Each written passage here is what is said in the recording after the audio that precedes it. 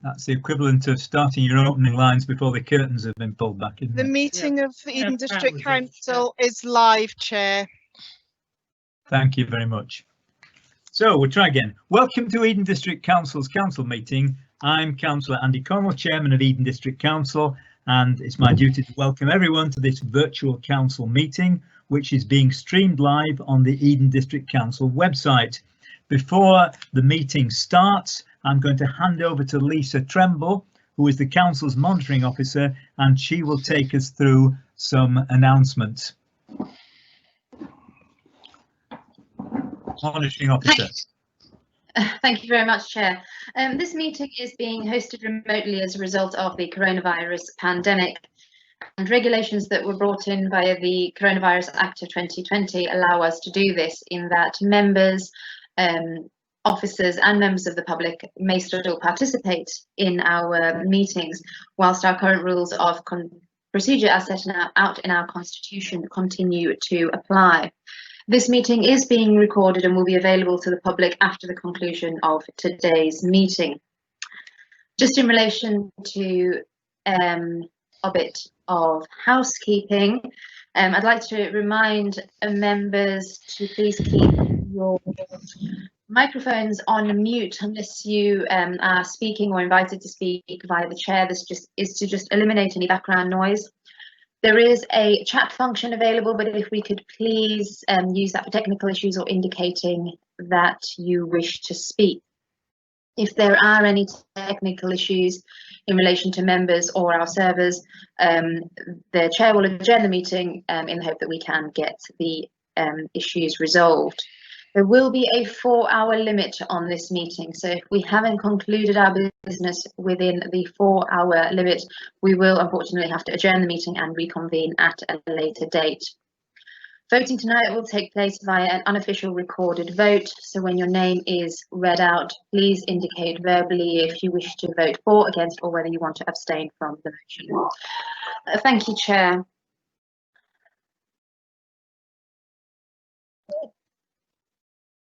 Chair, I believe Councillor Wicks would like to make a declaration. Hello. Through you, Chair, it was just as is procedurally correct. I would like to make the meeting aware that I have advised the Conservative group to support the motion on notice. Really? Right, thank you very much. Okay. Right, thank you for telling us that. I'd like to introduce all the members of the council by way of a roll call, and at the same time I'd like to bring in agenda item 4, which is declarations of interest, at the same time. Therefore, what will happen is that the monitoring officer will read out your name, you respond with present, and if you have a declaration of interest, will you please make it at that point? So, monitoring officer, will you go through the roll call, please?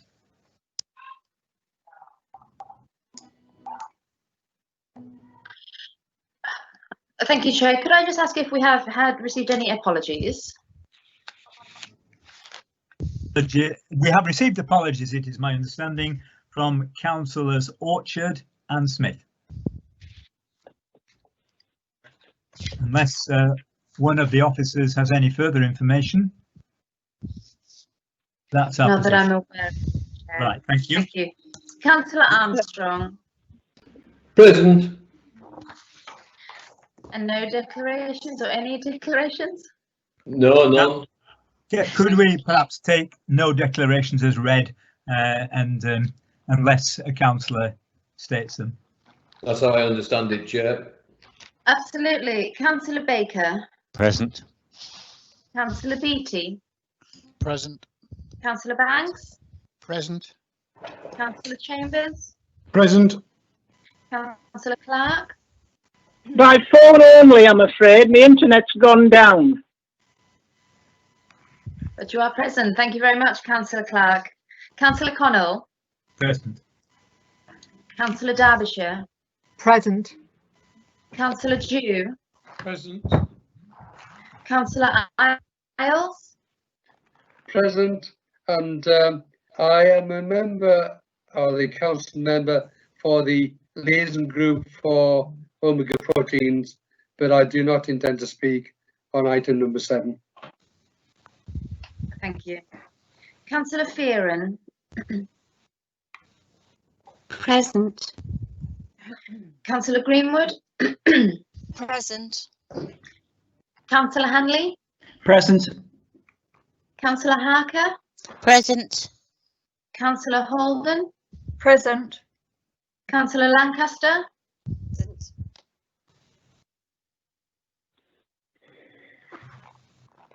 Sorry, present. Thank you. Councillor Lawson. Present. Councillor Lynch. Present. Councillor Martin. Present. Councillor McCall. Present. Councillor Meadowcroft.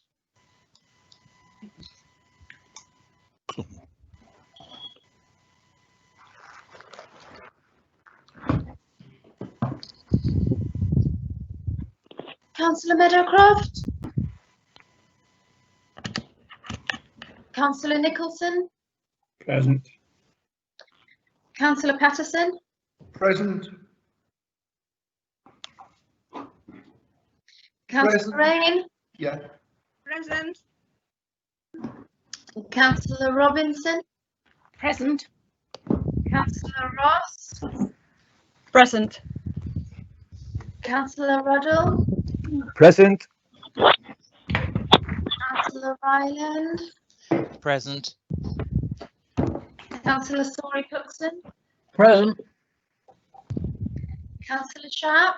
Present. Councillor Simpkins. Present. Councillor Taylor.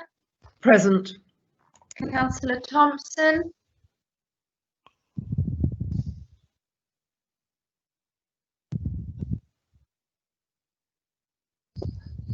Councillor Yes. Thompson. Present. Thank you. Councillor Todd. Present. Councillor Tonkin. Present. Councillor Wicks. Present. Councillor Meadowcroft. Present. Thank you very much. Thank you. That completes the roll call. So it's now my duty to introduce the officers in attendance.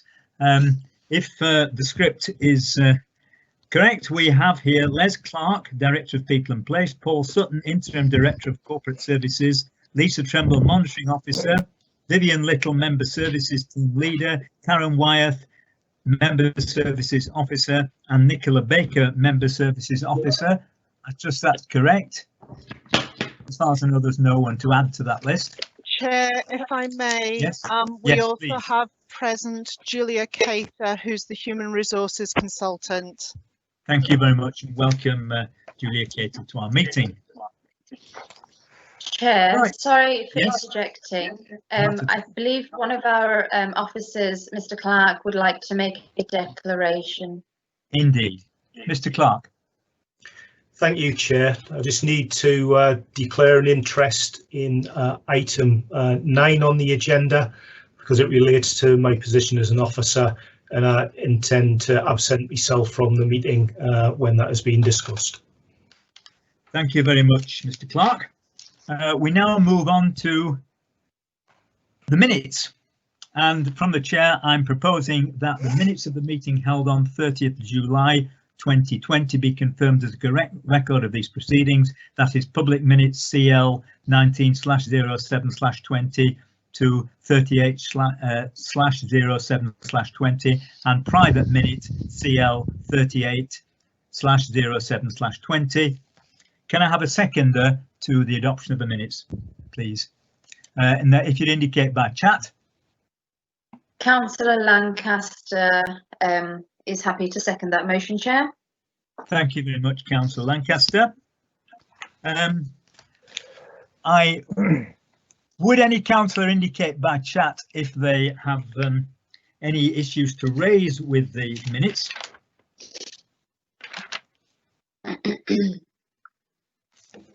Thank you very much. In that sense, in that case, I think we can take general assent if the monitoring officer is happy with that, without going through a roll call. Or do you feel a roll call is essential?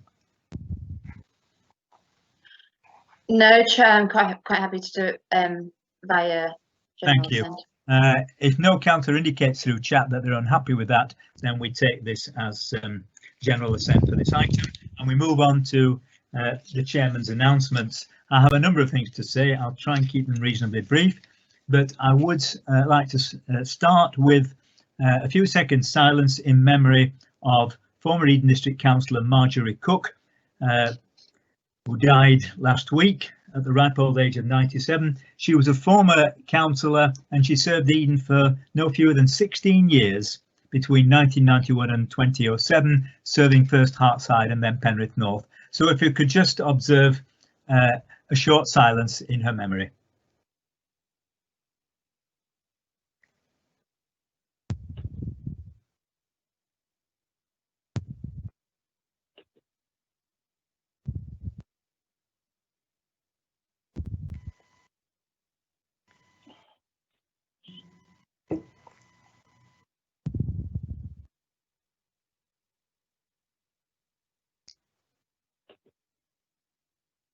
Thank you very much, colleagues. I appreciate that many of those present in the meeting won't have known Marjorie, but others of us did, and I'm sure we can agree that she was a doughty member of the council. Now, reopening and return. The theme of the past few months has been a carefully managed reopening and return insofar as the ongoing problems of coronavirus have enabled us to do so. Recently, we had the reopening of the Penrith and Appleby leisure centres. They've both implemented new COVID-safe procedures, such as one-way systems and new ways of booking. The feedback has been very positive. We've also had the return of Penrith Museum and Penrith TIC earlier this month. At about the same time, we welcome the return of the Warm Homes Eden programme, which is helping homes in Eden become more energy efficient, helping the environment, saving people money and improving the health of vulnerable residents. In pursuit of the transformation of EDC, the purchase of Vereda House, a crucial part of the One Eden programme, was completed in August, and work is ongoing to transform the building to be more energy efficient and fit in with how the council wants to work. Since we last met, we've also had the launch of My Account, an online customer service system which has had over 300 users signing up since its soft launch last month. It's now live on the Eden District Council website and can be used by our customers to start managing their own transactions. It is hoped that this innovation will hugely improve Eden District Council's customer experience.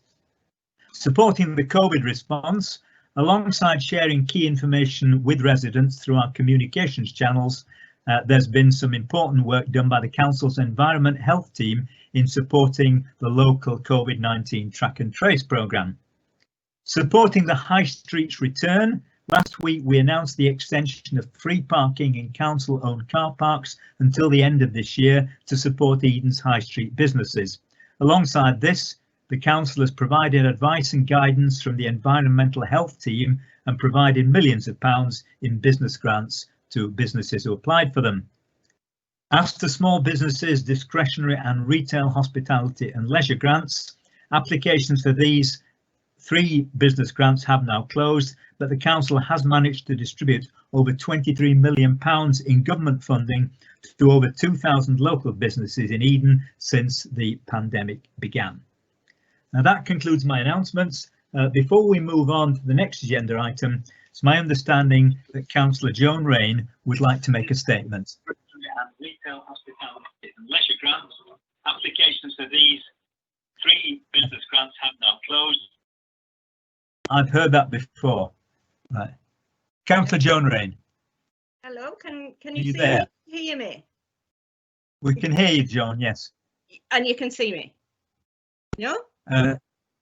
Yeah, some can. It depends right, on their okay. screen. Thank you, Chairman. At the 30th of July council meeting, I asked a question of the chairman of scrutiny. I was told I would receive a written reply. Normally, written answers go to all the members. This written reply did not. The written reply contained the wording. The report was misleading. That report would come before the chairman of scrutiny to check out before it came to council. Therefore, I'm going to ask, could councillors please check their report rigorously before they come to the full council? At the 25th of June council meeting, a report on the membership of the Zero Carbon Task and Finish Group came before council. Against the advice of officers, the leader of the council wanted to change the membership of the Zero Carbon Group to accommodate an additional member of the Green Party. Councillor Wren, before you carry on, you're not showing, your picture isn't showing. I wonder if your camera is turned off. Could you just check that, please? We got a glimpse of you. Councillor Wren, it's the slider along the top of your laptop. If you can turn it all the way along, that's it. Have you got me? We had a split second of you. Oh, right. Okay. Is that We've got you now. Okay, Joan. Now. Yes, carry on, please. Okay, Sorry to cut you up, but we can see you as well as hear you. Thank you. Okay, right. Okay, I might have to go back where I was now. Against the advice of the officers, the leader of the council wanted to change the membership of the Zero Carbon Group to accommodate an additional member of the Green Party. Scrutiny is non-political, and this frustrating debate went on for virtually an hour, where the leader floundered throughout the debate. The report before us was clear regarding the makeup of the Task and Finish Group. The leader wanted to change the politically proportionality against the officer's recommendation, but with no clear plan. When I finally got to speak, I was so frustrated with the duration of this item and the fact that the leader had gone against the advice of the officers by opening up this debate, which, may I remind you, was in favour of one member of the council, two councillors in that party, on a non-political Task and Finish Group. Further frustration was added due to the chat system not accepting me in turn. Therefore, I didn't say what I had planned to say. I used the words, "get the reports correct." I'd like to make it clear I have no objections to two members of the Green Party being on the Zero Carbon Group. I was asking the leader, and it is the leader's duty to get her reports that come before council correct. I was aware the report was correct at the outset, and clarify I was pointing out the leader's failure in not giving the officers the precise information on what she was trying to achieve before the report came into the public domain. Again, could I appeal to councillors to check their reports before they are put into the public domain? The officers have no right to reply regarding my comments, "get the reports correct," and were concerned how it would be perceived by members of the public. So I'd like to take this opportunity to apologise to the officers who were in attendance for any misunderstanding. Thank you. We now move on to the next agenda item, which is questions from the public. We've received one question from the public, which is from Mr. Jonathan Davies. Democratic Services, could you make contact with Mr. Davies? I'm calling him now, Chair. Thank you.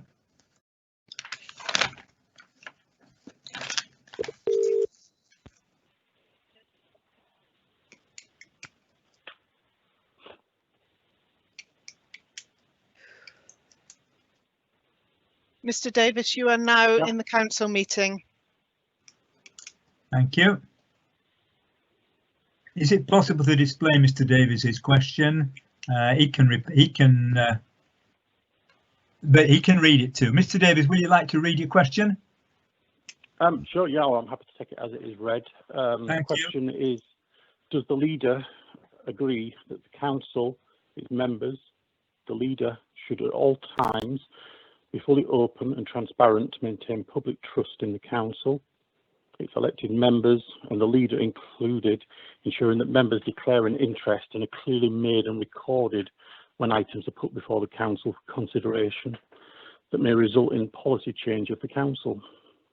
Thank you, and I invite the leader to respond.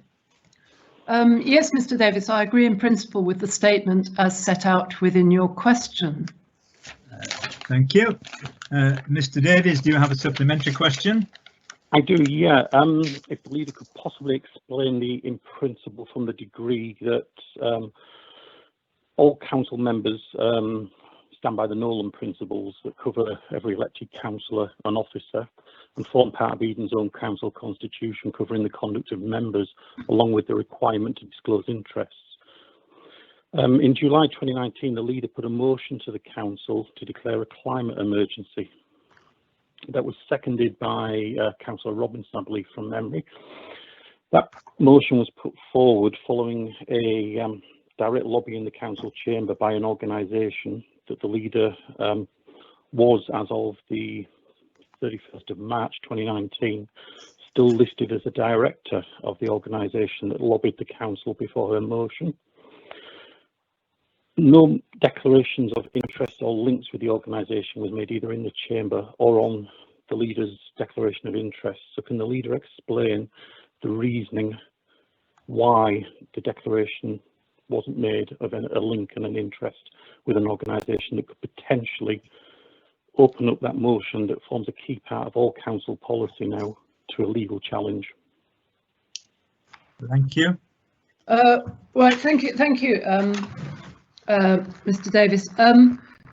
So the organisation that you're referring to is the Penrith Action for Community Transition, which is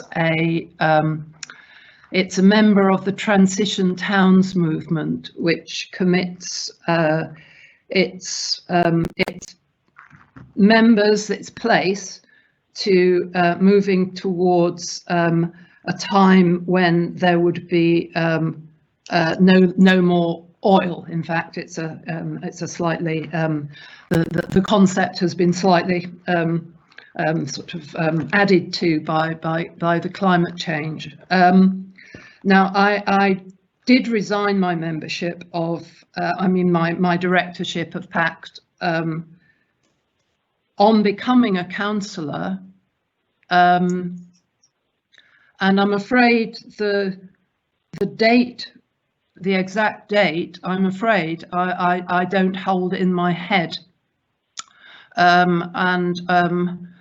would I think what I'll have to do is look back to see to check the dates. I don't believe that that this group is a sort of political lobbying group. It is a local group which encourages sort of no use of plastic and recycling and so on and so forth.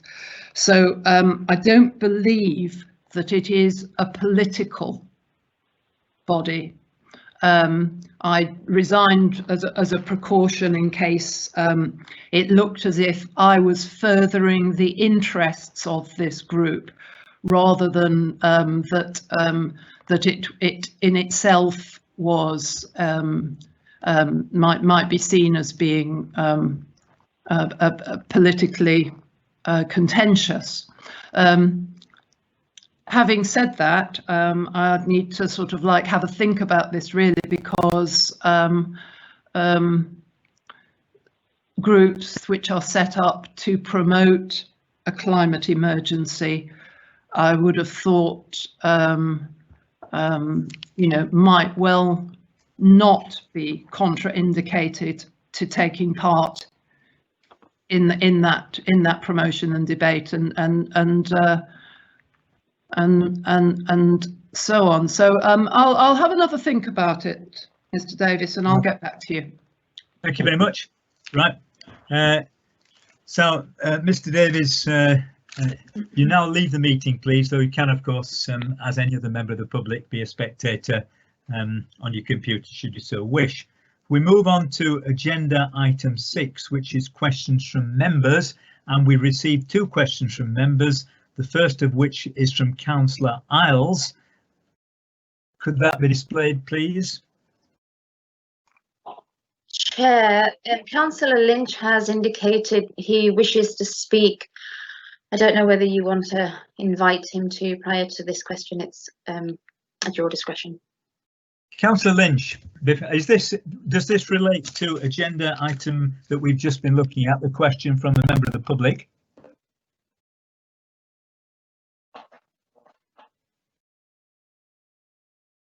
Councillor Lynch, are you hearing me? He's on mute, Chair. Right. In that case, perhaps we should proceed to agenda item 6, which is questions from members. Councillor Isles.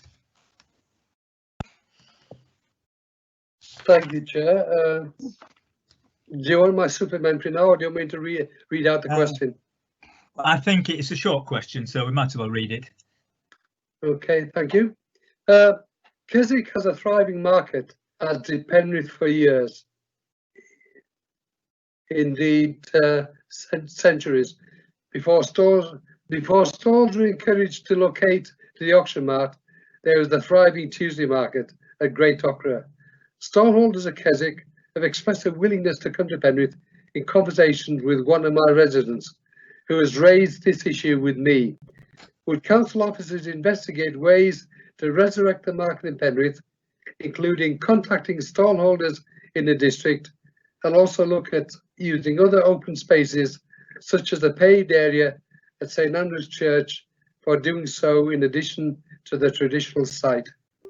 Mrs Robinson, would you so kindly be so kind as to read your reply? Thank you, Chairman.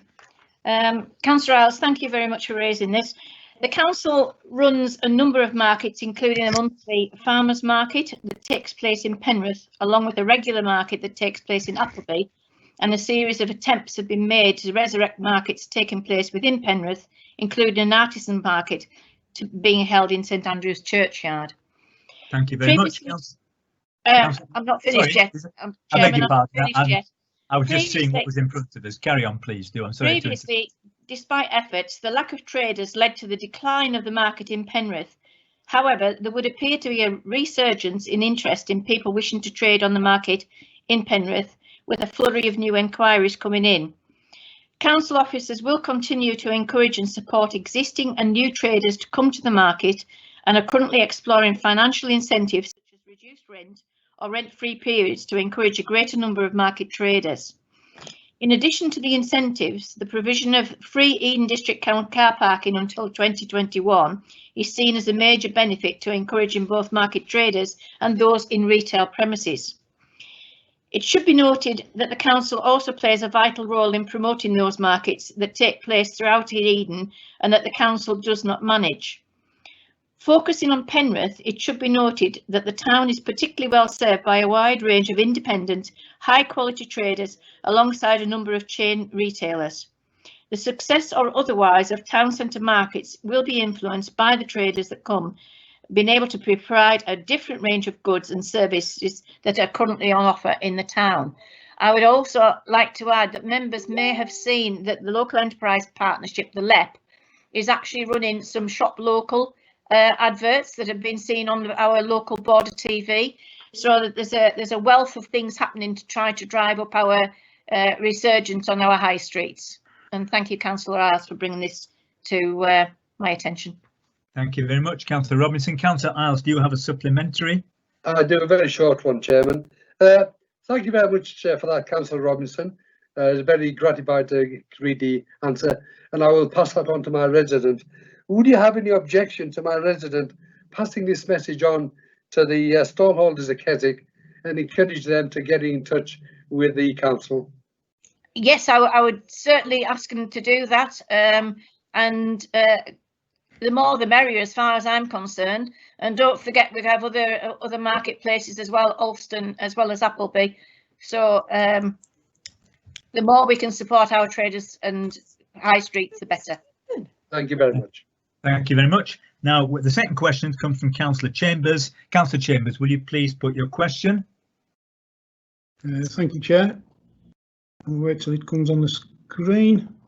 Thank you.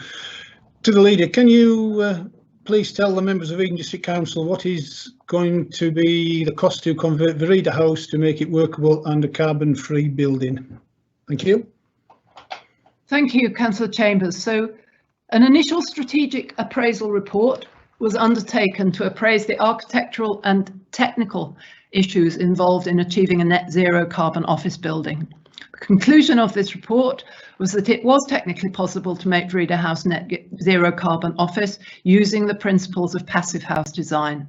At this stage, it's not possible to be precise about costs and savings, but this will become clear at the next stage of more detailed design, which will be carried out in the coming months.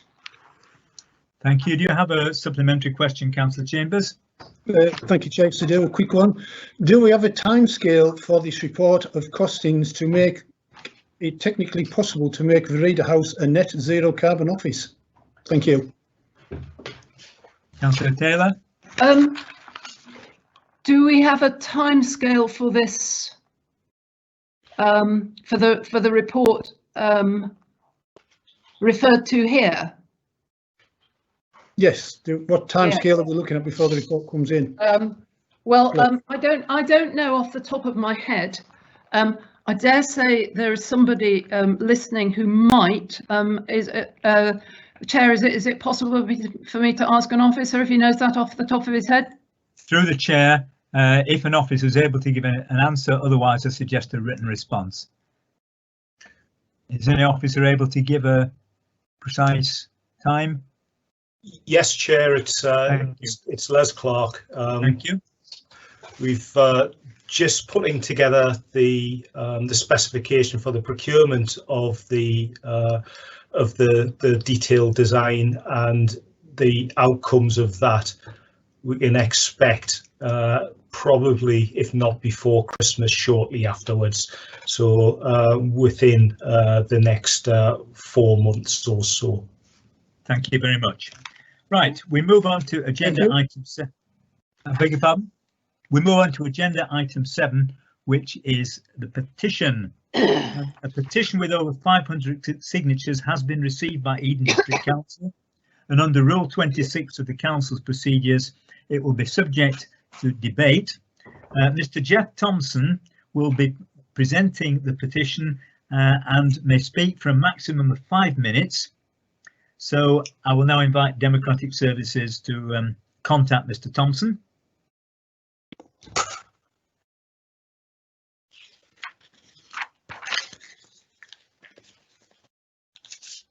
The wording of the petition is in front of us now.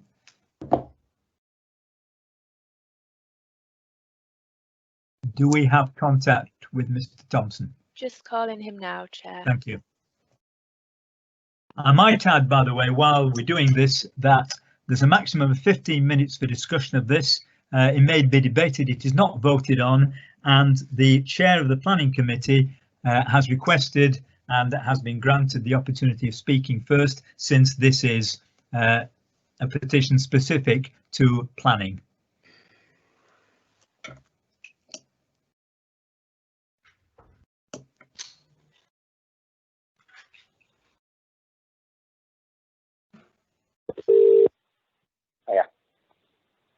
Hello. Hello, Mr. Hello? Thompson. You've got 5 minutes to present your petition. Right. This online petition was accepted by Eden District Council with 650 signatures. Tonight it stands at over 1,150. Wild Rigs is a huge industrial-scale animal rendering plant on the outskirts of Penrith, privately owned by the Leo Group of Halifax. The Cumbrian site takes Category 3 animal waste from UK and Irish abattoirs, nothing at all from local farmers. That's the waste collected in Amiga's own wagons, driven in unchilled, unsealed lorries, often many hundreds of miles to Penrith, where it is dumped for rendering. The carbon footprint is immense. Until now, Eden Council has delegated planning applications from Amiga to officers. This was true in 2017 when a £20 million multi-fuel thermal oxidizer was given delegated planning approval. No consultation, no discussion. EDC didn't even ask Amiga what fuel would be used to run the new oxidizer. Now it emerges this could be high-risk Category 1 bow meal, potentially BSE infected, driven to Penrith to be burned as cheap alternative to gas fuel or for sale onto the national grid. This would turn Wild Rigs into a waste power plant as well as an animal rendering plant. On jobs, the company claims it employs 100. The paper production staff is less than the living wage. The occupation of renderer is on the dirtiest jobs lists. How many tourism jobs would be on the Greystoke side of Penrith if this plant was not there? More than 100 with better paying conditions? This is the background to the Fresh Air for Penrith campaign. We feel councillors have been ignoring the views and interests of local people by allowing delegated, often retrospective planning approvals for Amiga. Councillors on the so-called Amiga Community Liaison Group also fail to represent, engage or listen. Weekend September 11 to 13, Penrith was subjected to 3 days of continuous odour nuisance. 86 people phoned the Environment Agency, many multiple times, taking a number of actual calls into the hundreds. The agency described the number of complaints as unacceptable. Even MP Neil Hudson has used the words unacceptable, prompting him to meet with Amiga management. The Environment Agency investigated and found poor operation of a biofilter, biofilter permit breaches, basic low-level housekeeping issues, loose covers, spills and leaks, doors open that should have been closed, concluding the list of issues above is not exhaustive. We have made it clear to the company that we expect improvement in their environmental performance in order to avoid a repeat of the awful odour residents experienced. A week later, last weekend, September 19 to 20, Moorpong. The Environment Agency received more calls, and Amiga, for the first time, issued an apology on social media, to be issued with a comment like this: "This site absolutely stinks and makes our lives a misery. We don't want apologies, we want a resolution."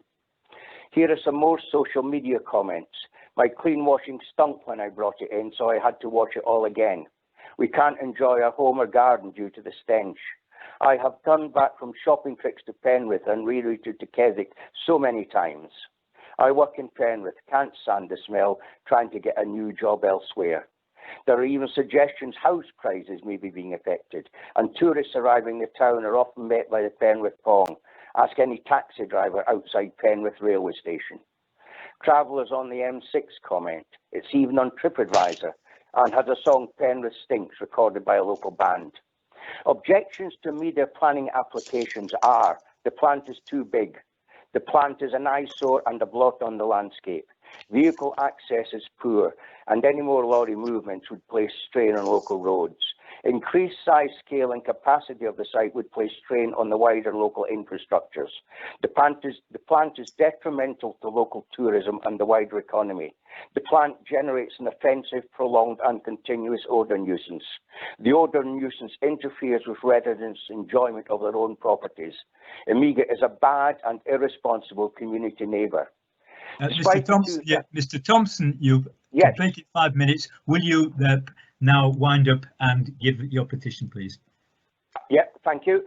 Amiga cannot control its current plant's odours emissions. How therefore can it be trusted with any more expansion? This council must call a halt to Amiga's uncontrolled growth. Thank you. Thank you, Mr. Thompson. We've got 15 minutes for any councillors who wish to speak on this. At that time, we have to call a halt because there's a lot on the agenda. Councillor William Patterson has asked and has the right as Chair of Planning to respond first. Councillor Patterson. Thank you very much, Chairman. I take it you can all hear me and see me. Mr. Thompson, first of all, I would like to say I cannot comment on the smell and stench, as you put it, because this is an environmental health issue as opposed to a planning issue, and it's planning that we're discussing this evening. I would just like to say that it would be quite wrong of us as an authority to not accept people's applications, and we, as always, cannot predict the future, so we can't predict what applications may or may not be coming in. I will say a little bit about our planning.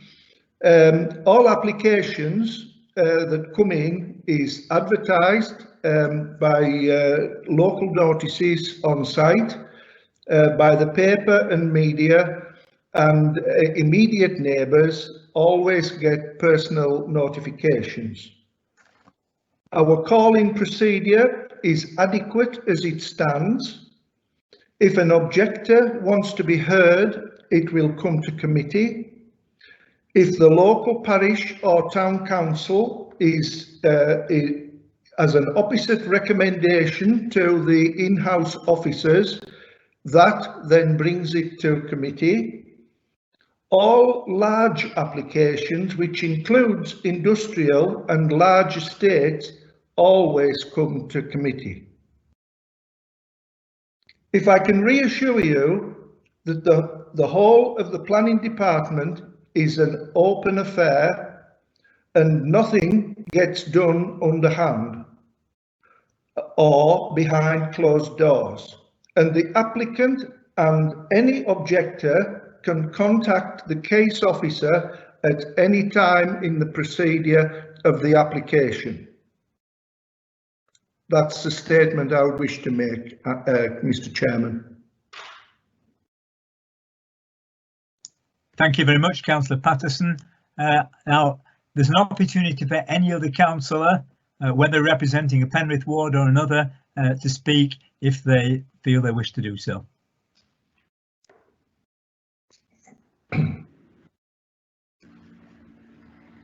Well, Mr. Thompson, we've... Sorry, Andy, can you hear me? If you could, yeah, I can hear you, Margaret. Yes. You're welcome to speak, but if you would use the chat function, another councillor... Normally, I would, but... okay, understood. Right. For ages. Yes, you're on the phone. Okay, Councillor Clark, understood the circumstances. You'd like to speak, and you may do so, and we can see you now too. Oh, that's nice. First of all, could I recommend that all councillors visit Omega Protein, if this is possible, perhaps in small groups, to see what goes on there? It might give them a better understanding of what actually goes on at Omega Proteins. Thank you very much. Now, 3 councillors have indicated, and in order that they appear on the chat function, Councillor Taylor. Thank you, Chair. Yes, yes, Mr. Thompson. So Omega is in my ward, and over the years I have actually examined the planning applications quite carefully and put in objections and tried to ensure that that everything is properly done. If they're putting in pipe work, that everything is all possibilities are covered. If something happens which has not had planning permission, then we can call it in. As you will have known, found out, unfortunately, erecting something without planning permission doesn't necessarily mean that it has to go away. It is often given retrospective planning permission, which is extremely galling for you and for me. If matters such as works being done which are then going to be made good, it's quite difficult to ensure that that everything is done with planning permission. So planning is certainly a route to keep a good eye on Omega, and the issue, as Councillor Patterson has said, is that we can't actually refuse planning applications unless there is a material consideration why it is refused, if many of the applications are for updating plant and for what is expressed as improvements to the plant. So it is indeed tricky, and it needs keeping an eye on, and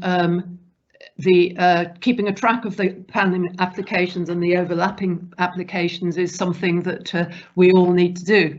And put in your objections. It's easy to do online, and calling in to a planning committee is something that, as a councillor, it's difficult for me to do if I don't think there is a material planning consideration why it should go to the committee. So so please forgive me if I don't call everything to committee, but I'm really do keep an eye on it, and I'm happy to talk to you about the actual applications. Thank you. Thank you very much. Councillor Rain. Councillor Rain, you've put I am here. I'm just turning all my knobs on. You can see me and hear me, I hope. Yes, please, yeah. Right, thank you. Mr. Thompson said, this is just a question, that local farmers don't send their dead stock there. Today I had a friend round who was a bit distressed because, I'm sorry if you're queamish, but she had to have a cow shot, and it's not just the price of the cow, it costs £100 to send it to, they still call it Wildrigs.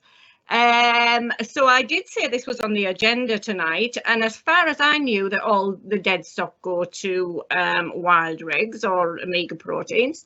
And she also went on to say that all the animals that at roadkill go there. Now, this is news to me, so I think it's maybe a little bit bigger input to the site than what Mr. Thompson has said. Now, I don't know the details of this. It's just what I've been told, so it's a question, really. And Margaret Clark said people should maybe go and have a look around. I've had a look around, and the day I was there, I was quite impressed. But, and I will say, but just recently, it has been very, very smelly, and probably they had everything in place when they invited some councillors to look around. Thank you, Councillor Rain. Councillor Sory Cookson. Councillor Sory Cookson. Yes, Mr. Chairman. Yes, go ahead, please. When I first came to Penrith, I wasn't warned about Omega, and when I did smell it for the first time, I couldn't believe it. It was a sort of the worst mixed dead poultry smell you could ever imagine. And I really sympathise for the local inhabitants who've stuck this for year and year after year, and of all the platitudes that the council issues, nothing has been done about it.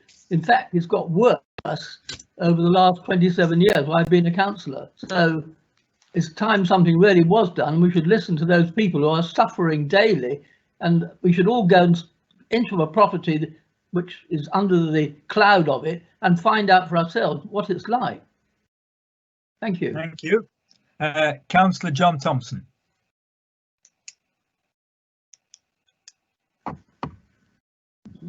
Councillor John Thompson.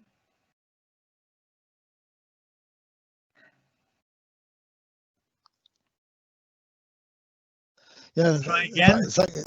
I've got you now. That's it. Right. Thank you, Chairman. Yes, I too have suffered what Omega Protein has put. as like Margaret Clark, I've lived here all my life, and we've put up with quite a lot. But there is one thing about being on the planning committee. As it is, we cannot just go along and stop it. When we come to a planning committee, we have to follow the evidence and follow the law of planning. We cannot just say predetermine what we could say. We can't refuse it because of this, because of that. It has to go through its due process. We follow the planning, we follow the sort of evidence, follow the law, and then we make our judgment on it. And that's all we can do. We can't make any comments about this protest at the moment, big fear of prejudicial interest and predetermining. We'll deal with it correctly when it is put forward to the committee. Thank you, Mr. Chairman. Thank you. With two other councillors who've indicated a wish to speak, and we've about 4 minutes after which we'll be out of time. So, Councillor Armstrong. Thank you, Chair. I grew up in Castletown. I know exactly what Mr. Thompson's on about. I know we can't do anything with the planning. We've got to treat everything as it comes in. But as a council, can we not put pressure onto the Environment Agency that are controlling Amiga? As a joint council that represents the people, surely we can all get together and agree on that. Thank you, Councillor Armstrong. Councillor Fearon.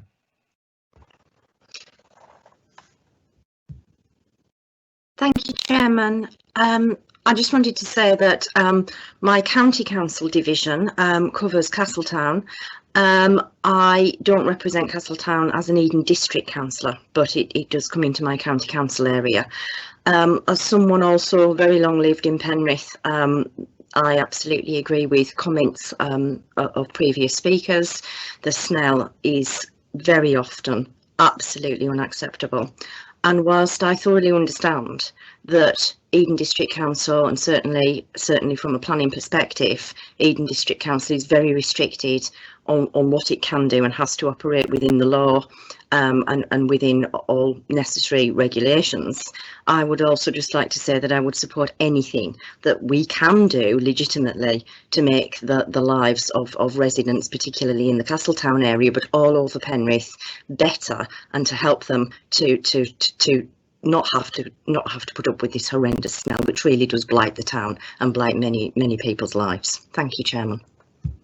Thank you very much. Any other councillor wishing to speak? Right, Mr. Thompson, Jeff Thompson, that is. Thank you very much for introducing this issue and for your very clear exposition of the situation and the local concerns about it. I think you'll have gathered from contributions that councillors representing wards in Penrith in particular share your concerns. You'll also, of course, have gathered that there are limits in what the council can do. It cannot predetermine plans and say. Hello, I've dropped out again. Okay, but Margaret, you have spoken already. So I'm going to conclude that now and thank Mr. Thompson again, and I hope you're at least assured that councillors are well aware of your concerns and will not ignore them.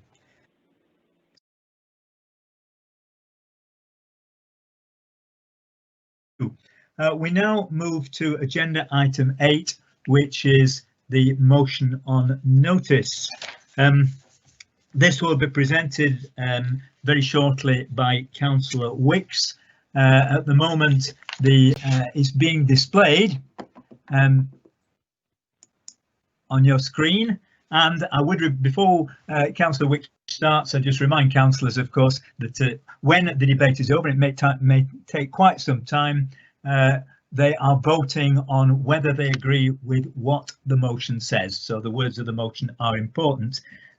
Councillor Wicks, as the proposer, has the opportunity at the very end of the debate. Sorry. Yes. Before you go any further, Councillor Isles would like to raise a point of order. Right. I didn't see that. I'm sorry. A point of order raised by Councillor Isles. OK, you interrupt my eloquence, and quite rightly too. Councillor Isles, your point of order. Thank you, Chairman. It's under Rule 13 of the Constitution on the motions on notice. It clearly says in the Constitution that 8 clear days are required for a motion on notice. And today we were presented with a group of slides which I think constitute part of the motion on notice. I would just like to ask whether those slides were received within the prerequisite timescale required for a motion on notice. I can only say to that, Councillor Isles, that the interpretation of myself and the monitoring officer was that the slides are intended, I understand, to support the motion on notice, but the motion itself is as it is worded there. And I would stress that councillors are not voting on the slides, they are voting on the motion. So we did consider that they didn't violate the rules. Now, as I was saying, Councillor Wicks has got 5 minutes and 5 minutes only in which to present the motion and make use of the slides. And we must stick with these timescales. As the proposer of the motion in accordance with the usual rules, she has the opportunity at the very end of the debate to reply to any points that have been raised. Other councillors may speak by indicating in the chat function that they want to do so. But I will say now that Dr. Taylor has requested that she may speak prior to the reply of the proposer, and given that she is the subject of the motion, that seems to be a reasonable request. Other than that, councillors may speak once, except under very exceptional circumstances you hope don't arise, and please treat 5 minutes not as a requirement or a challenge, but as an absolute maximum. The more briefly points are made, the more satisfactory it will be. I anticipate quite a few councillors will indeed wish to speak. The point about the named vote, which I see has been raised in chat, will come up at the very end of the debate. It's accepted this is likely. Okay, that's quite enough from me.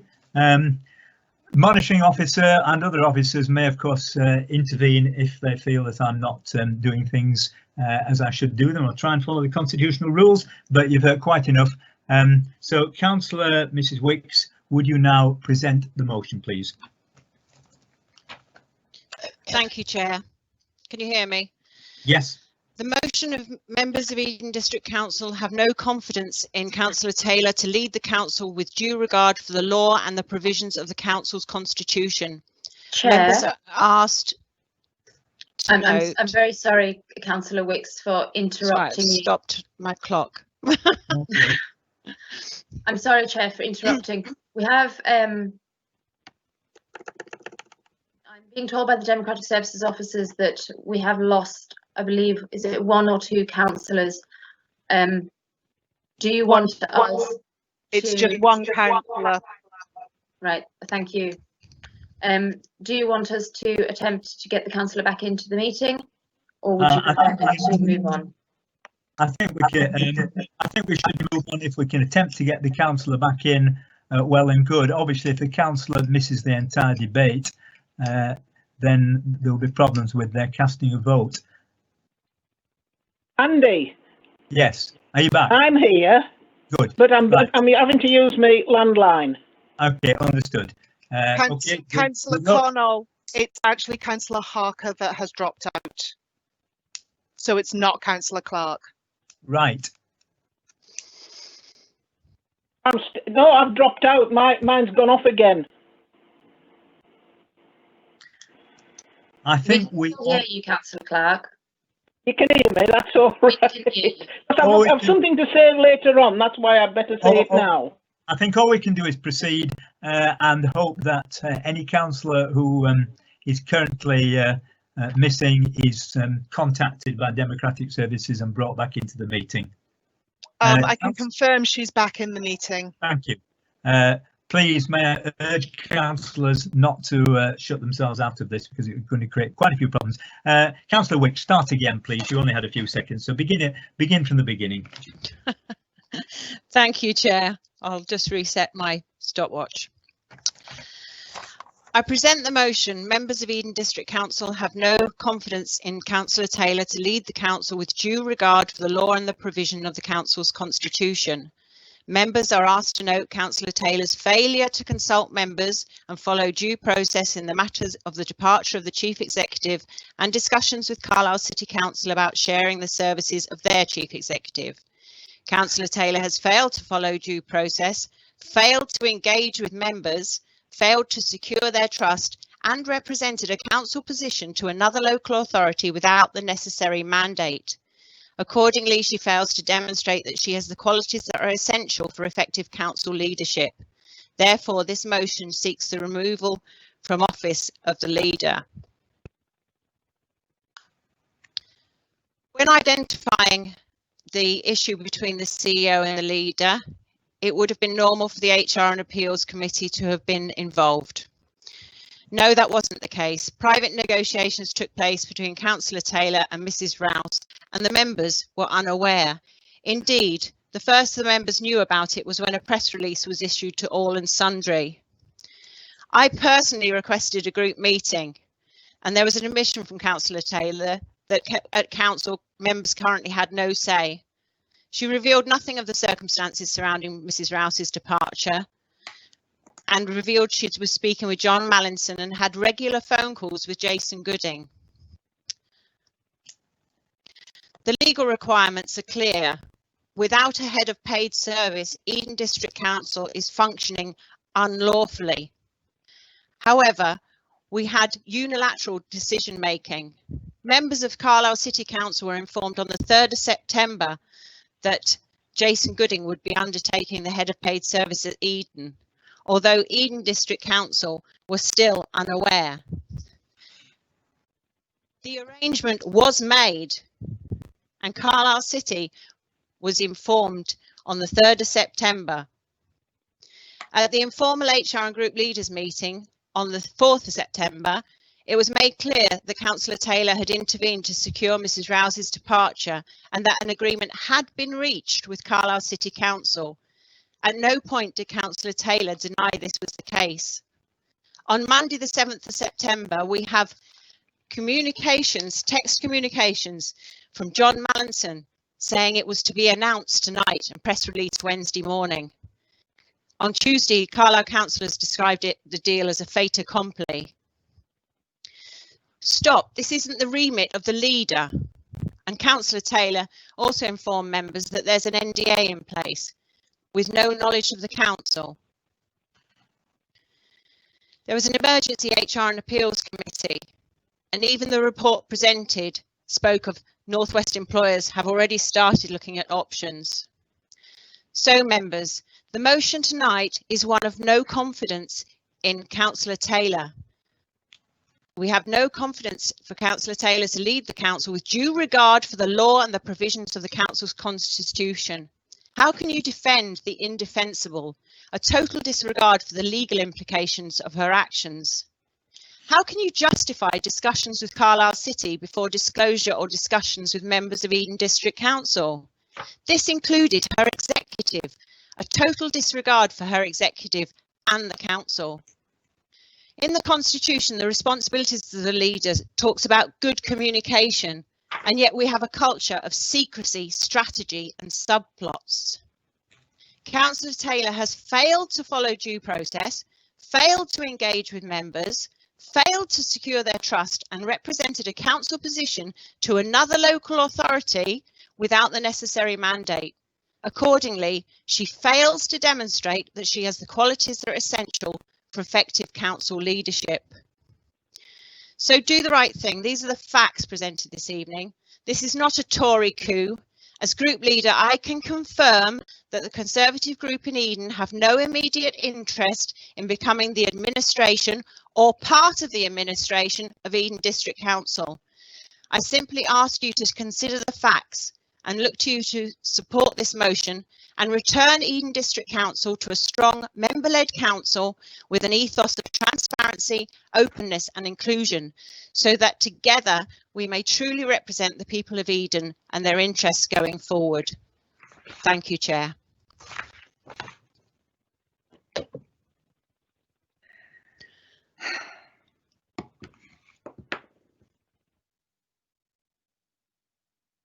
I've been orating without unmuting myself, so I'll say it again. A number of councillors have indicated they wish to speak. Thank you, of course, Councillor Wicks, for your presenting the motion. But before they do, we need a seconder.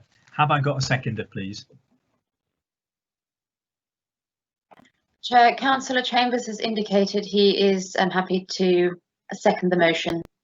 Thank you. Councillor Chambers seconds the motion. So with that, provider Chair, having been met. Chair, Yes. you need to ask Councillor Chambers to verbally confirm he's happy to second the motion. Councillor Chambers, will you confirm that this is indeed the case? Thank you, Chair. Yes, I would like to second this motion as described. I'd just like to add that Councillor Taylor has exhibited a total disregard of process, leaving the council exposed and open to challenge. She has undertaken secret negotiations with Rose Rouse and her legal representation, with inevitable but undisclosed financial repercussions for the council, and secret detailed negotiations with John Mallinson and Jason Goodin, even outlining the fine contractual details of hours and remuneration. She has also exhibited unilateral decision making with no regard for the council or the people of Eden. One of the measures of a good council administration is value for money test. I ask councillors to consider whether spending the Eden taxpayers' money on 38 councillors when decisions are made and taken by one, possibly two of these councillors in current autocracy represents value for money. I second the motion on the table and ask councillors, whatever party, to recognise that this is not about party or politics, but procedure and good old-fashioned communication. Thank you, Chair. Thank you, seconder. Now, Chair, sorry to interrupt again. I just want to point out to you that we have lost connection with another councillor, and whether you would like us to carry on or give us a couple of moments to get the councillor back in so that they can hear all of the debate. we can try and do that, but I'm back again. Is that It's not you. It's not you, Councillor Clark. We know we've got you. Comes and goes. What's wrong with the thing? like ripples on a stream? Yeah. I do think we will need to carry on, providing we get the councillor back in reasonable time. I'm not sure that missing missing a single speech is an exclusion from voting, though I take the point. How are we fixed? Can you just give us one more minute? Yes. Chair? Thank Yes. you.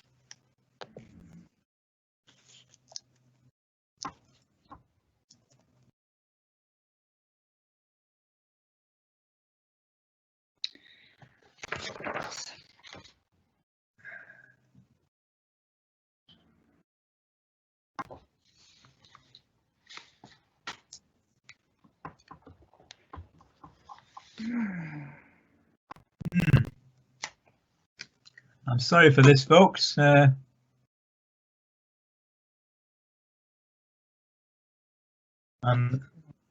whiling away the time by making a note of all those who wish to speak. But I think we should start soon.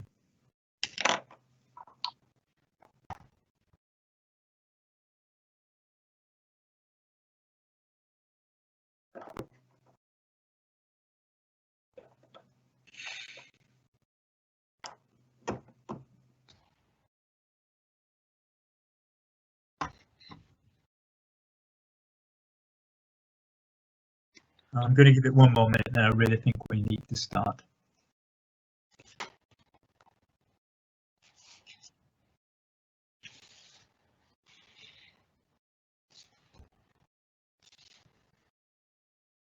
Thank you, Chair. The councillor has returned to the meeting. Excellent, thank you, and thank you for advising me of that. Let's keep our fingers and everything else crossed that this doesn't happen again. I'm going to begin by asking Councillor Ross to speak, please.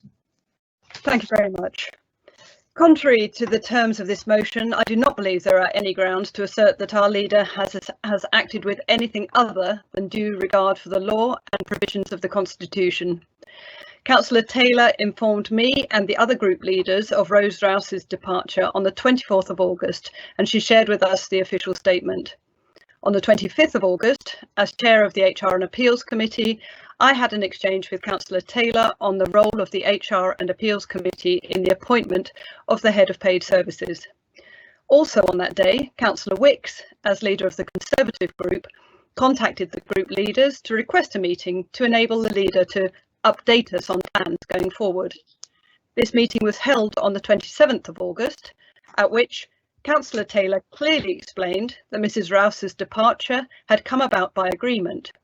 She also outlined the option that she'd been exploring for a potential interim arrangement for the post by sharing the Chief Executive of Carlisle City Council. This possibility, she explained, had arisen in a chance exchange at a routine meeting of district leaders and presented a potentially helpful temporary solution given the imminent local government reorganisation. Our meeting was amicable and we agreed in principle the contents of a joint statement, which Councillor Wicks later drafted and circulated to the rest of us. Councillor Wicks wrote, "Further to the information released last week with regards to the departure of Eden's CEO, Council Leader Virginia Taylor has issued reassurance that the Council is united in its wish to restore the ethos of a strong local member-led council with detailed focus, policies and a cross-party working to enable Eden to be the best possible situation to continue to represent the people of Eden in the proposed upcoming local government reorganisation."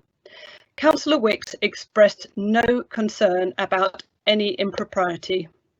On the 4th of September, I convened an informal meeting of the HR and Appeals Committee and the group leaders, at which Councillor Taylor briefed us on the plans being explored, and there was full and open discussion. The HR and Appeals Committee met formally on the 16th of September when we considered the brief for the North West employers to provide advice on options for the appointment of an acting chief executive, and we approved the timeframe for this process. The committee met again on the 22nd of September when we considered the report from North West employers and also the revisions in the timeline for the committee to make its recommendations to full council, which was extended at Councillor Beattie's previous meeting. HR and Appeals is due to meet again on the 30th of September to consider further the report from North West employers and agree our preferred approach for recruitment of an acting chief executive, including the duration of the arrangement. The committee is then scheduled to meet 2 further times to consider the specific alternatives for the recruitment of the acting chief executive and the strategy for the long-term arrangements for the chief executive role, and to approve our recommendation for appointment to be decided by full council on the 26th of November. If there is criticism that this committee did not meet early enough during this process, I would point out that the leader is not responsible for the meeting of the HR and Appeals Committee. However, I would defy anyone to suggest that the process being undertaken by the committee is anything other than constitutional. I believe that this motion has no validity and is in fact a piece of shameless opportunism. Councillor Taylor is very ably leading the council in its plan for Eden's recovery from the COVID pandemic, its preparation and response to the resurgence of the virus, its determination to secure the best outcome for Eden's residents in the proposed local government reorganisation, and in its vital and ambitious programme to transform the resilience and sustainability of Eden for current and future generations. Given the enormity of these pressing matters, I despair at the waste of everyone's time and energy on this motion, and I strongly urge members to reject it. Thank you. Thank you very much, Councillor Ross. Councillor McCall. Okay, thank you, Chair. I've been a councillor for less than a year, but on attending council, I was immediately struck by how negative and obstructive the opposition group were when they were in the full council meetings. It seemed that anything the leading alliance proposed could never be considered to be of any merit, even when it clearly was. Now, I expect an opposition group to challenge the alliance, which is their duty, but there was never anything constructive proposed. However, this vote of no confidence has for me plunged new depths. I was contacted by a journalist from Carlisle, no less, hoping for a quote on the basis of the press release issued by the opposition leader. And of course I couldn't give one, because I found this press release perturbing and irresponsible, because as I saw it, it brought not only the leader of the council into disrepute, but also its entire membership and senior officers should these allegations be substantiated. Fortunately, like many others, I've seen nothing to suggest these allegations have any substance, or that the leader behaved in any way improperly. So I'll most certainly not support this vote of no confidence. And I regret that this, what I see as a stunt, has taken up so much time that could have been spent to the benefit of Eden District, and it's caused unnecessary worry and confusion for so many of us. Thank you. Thank you. Councillor Dew, would you speak, please?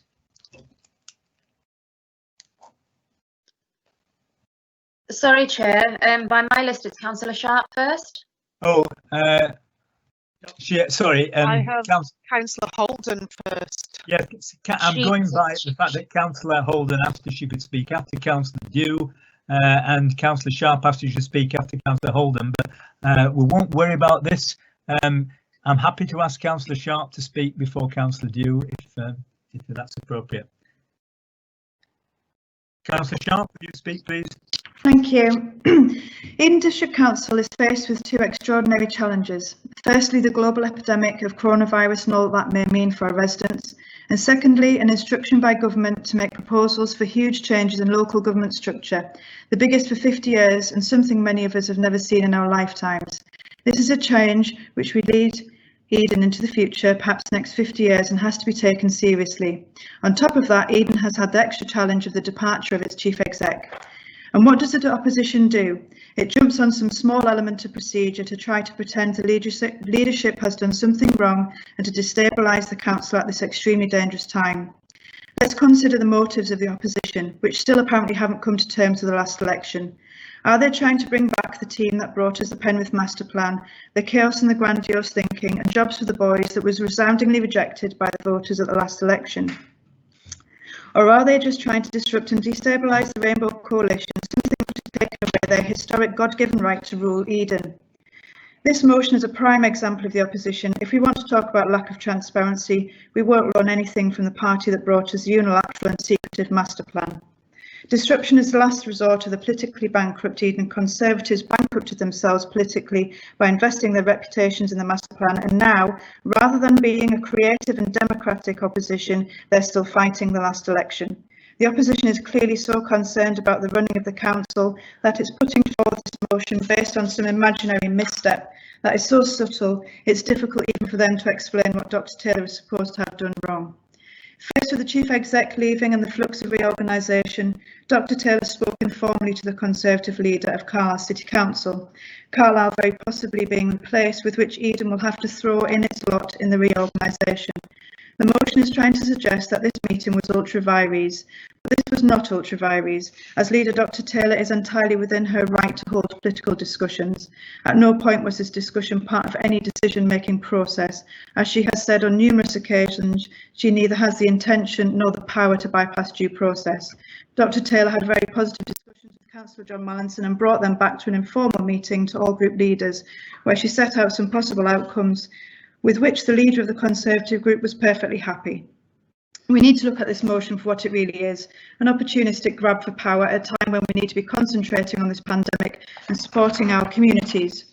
It is a privilege to work alongside Dr. Taylor and my executive colleagues. We are united and enthusiastic in our aims and priorities. We have a clear purpose under Virginia's leadership. I am proud to be part of the Rainbow Alliance. Our collaboration has maximum representation across a wide range of political leanings. This is the mandate that has been brought by the public of Eden. We must focus on them and towards the best outcomes for our communities. We are working at a time where we've had over 10 years of austerity, systematic cuts to services.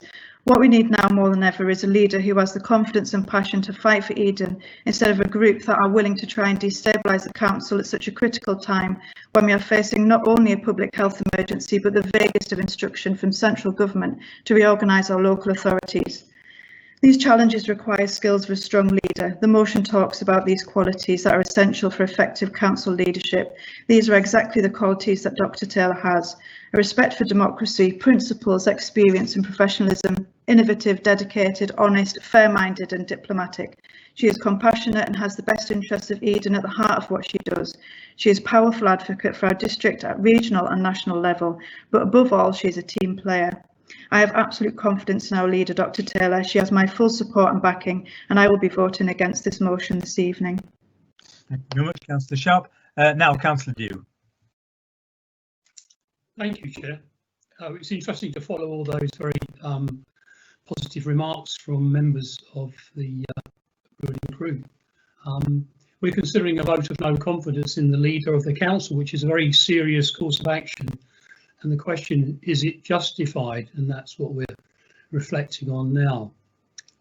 It's interesting and important to note that the Conservative group is not acting out of spite, as has been suggested, or in a politically opportunistic way, but out of principle, surprising as it may seem, because the astute among you may have spotted the subtext and the fact that one of our own party members is implicated in this subterfuge. Chair, Councillor Taylor may have been acting in good faith in her negotiations with the leader of Carlisle City Council. She may well have had the best interests of the council at heart, as members have suggested. But the truth is that for whatever reason, be it ignorance or naivety, she overstepped the mark, and at the very least, she should acknowledge her failure to follow due process. So Councillor Taylor has sought to downplay what happened, even though discussions were at an advanced stage and the deal was about to be struck, that is before the Conservative group intervened and insisted that proper protocol was followed. Councillor Taylor is wrong, as she has done, to compare her actions in the press with those of the Conservative group to have informal discussions with interested parties. Councillor Taylor is the leader of the council and therefore in a very privileged position, which we believe she's abused, pure and simple. A formal meeting of the HR and Appeals Committee should have been convened at the earliest possible date, not an informal one, a formal one, as soon as the impending departure of the Chief Executive became known to Councillor Taylor very early in the day, so that the various options could have been discussed and explored, as is now taking place, as the chair of that committee has explained, Councillor Ross, somewhat late in the day. So, Chair, to what extent is the leader culpable for her actions? She may have been badly advised by EDC officers or indeed by her own members.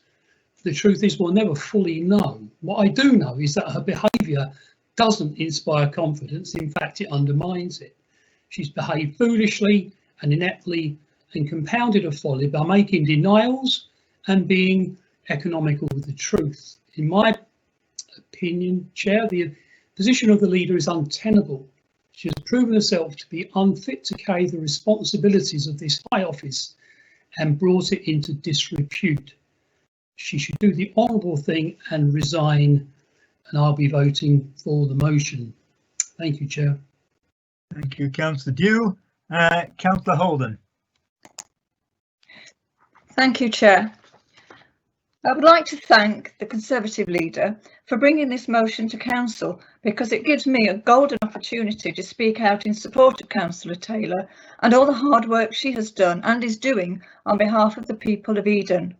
Concern for the people of Eden was also a theme in the text composed by Councillor Wicks during Councillor Taylor's briefing to group leaders on that meeting on the 27th of August. At that meeting, no voice of dissent was heard, and Councillor Taylor received an endorsement from all the political group leaders that the way forward was for an interim arrangement. Councillor Wick's text went on to say the council were united in plans for an interim chief executive. She also said that arrangements be made from Eden and neighbouring authorities. Councillor Taylor has tested the water for one of the options put forward by North West employers, one which Councillor Wicks agreed to at that meeting on the 27th of August. So I was really shocked when, having previously agreed the way forward, she lodged a motion on behalf of the Conservative group declaring no confidence in Councillor Taylor to lead the council. To indicate that the Conservative group work for the best interests for the people of Eden is quite incredible. Councillor Taylor has worked with considerable diplomacy and caution due to the confidential agreement when the Chief Executive left Eden District Council. As we now know, we are also without a head of paid service since these roles were combined. It is illegal for a council to operate without a head of paid service, and to this end, Councillor Taylor and senior officers have been keen to resolve the situation quickly. If agenda item 9 following this is approved by council this evening, then the position will be enshrined in our constitution, so plugging the gap we have at present. Our strong leader, working to impossible schedules, bound by a confidential agreement and endeavouring to achieve a successful outcome for the people of Eden, deserves nothing but praise. Looking forward, Councillor Taylor, together with the Executive, has been working hard to ensure Eden District Council is on a strong footing and well placed for any unitary arrangement in the future. The interests of the people of Eden are foremost in her mind. Councillor Taylor is a strong leader working in very difficult times, and this motion brought to us by the Conservative group is both demoralising and dysfunctional. It does not reflect the original and progressive message from Councillor Wicks of a council with a strong ethos, detailed focus on policies and cross-party working. In fact, the last thing this motion does is support cross-party working. I cannot support this motion and I will be voting against it. Thank you, Chair. Thank you, Councillor Holding. Councillor Lawson. Thank you, Chair. When I joined Eden District Council, I assumed that my fellow councillors were here to make a positive difference.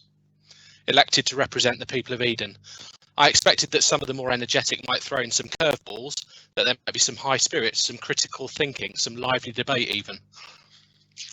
But we're all here to do good. I don't recall how many meetings it took me to realise that this was sadly naive. Maybe it was when a councillor called the climate emergency a fairy story, or when it was suggested that the emergency motion was just trying to stop people going on holiday. Maybe it was the first bit of public bickering and claims of unfairness, something that I'm quite used to hearing from my kids, but not so much from respected public figures. Maybe it was young people being told their views were to not be represented with a disingenuous statement, "That's how democracy works." Or maybe it was when a budget discussion turned nasty. Everyone said, "We must do the right thing for the people of Eden."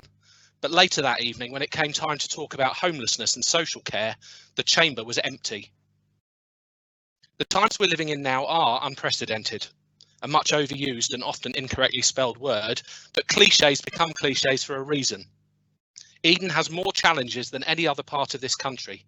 Challenges from a climate emergency, challenges from a fragile low-wage economy, challenges from Schrödinger's Brexit, which seems to be both oven-ready and damaging and ill-conceived all at the same time, challenges from a virus which is far from contained or controlled or even accurately measured. It might be quite surprising to hear from a councillor, but I don't like politics. Politics gets nothing done. Politics wastes time.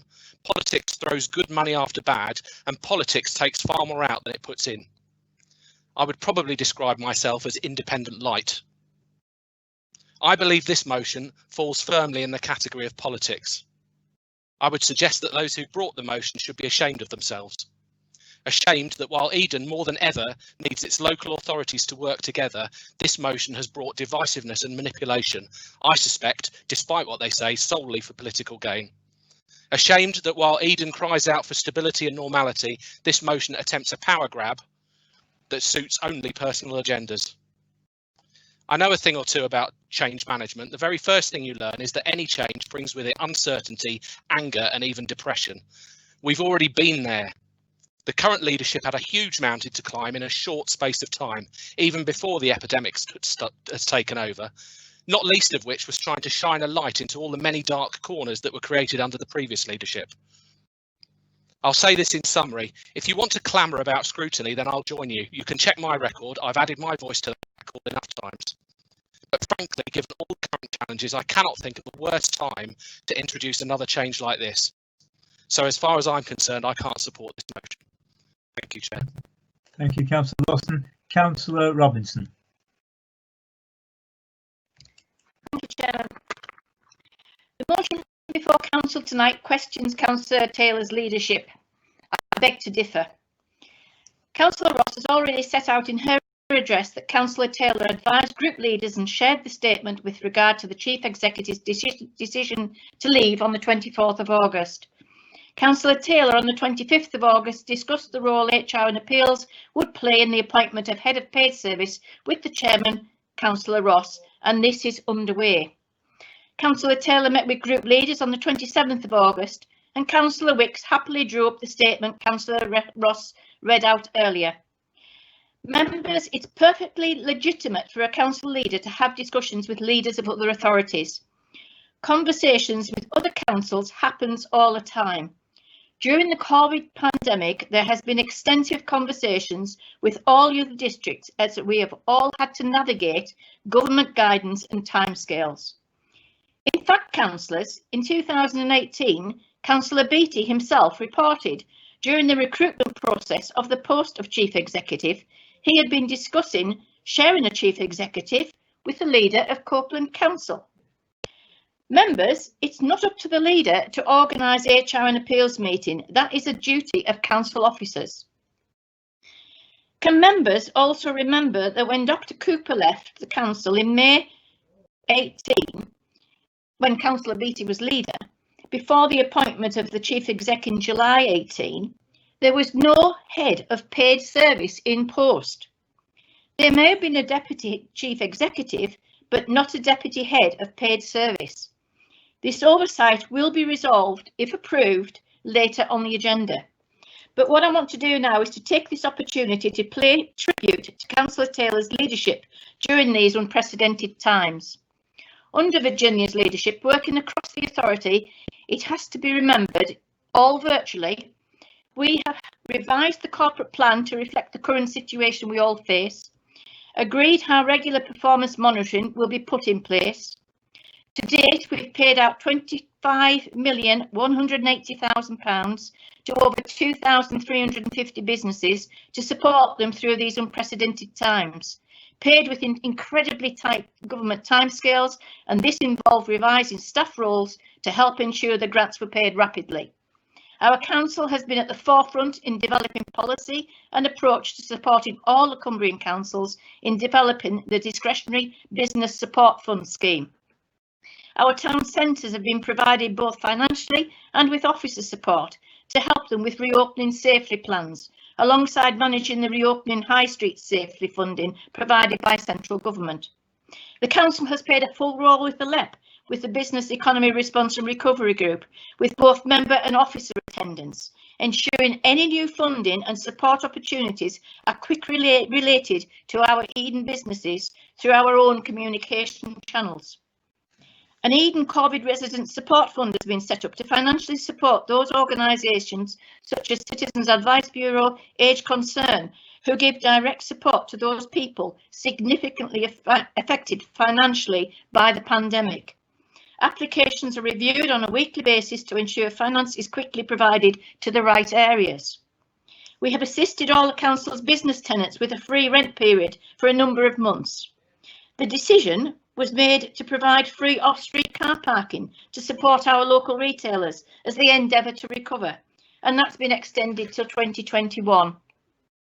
We have supported our leisure centres to remain open for the benefit of local residents to stay healthy, and we've had a huge focus on tourism, with the council playing a full role through the LEP by assisting in the delivery of pre-start activity for the tourism sector with constant communications on national guidance.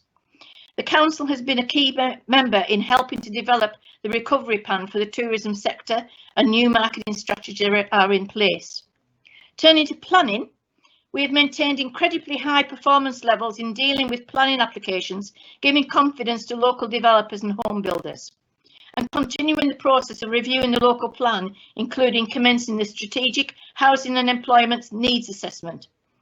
Looking forward, we've put in place the Eden Business Support Fund, a loan facility for businesses, organised by the Bring your council remarks to a close, please, in Councillor. partnership with Enterprise Answers.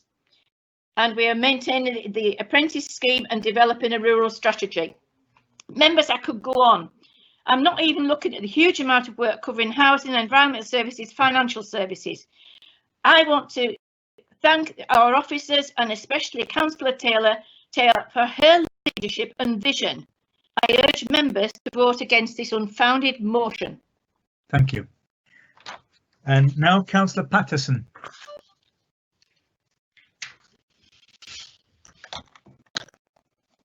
Councillor Patterson? Yes, I'm just switching my gadgets on. I also 100% back the Alliance and the leader. In the last Conservative administration, the planning department of this council was brought very nearly into administration. Both the committee and the officers were interviewed by national planning officers, and some of the officers went to London for extra training, and myself and the chairman at the time went down to Warwick University for extra training to help with this procedure. Under the current administration, we have had to tackle difficult times.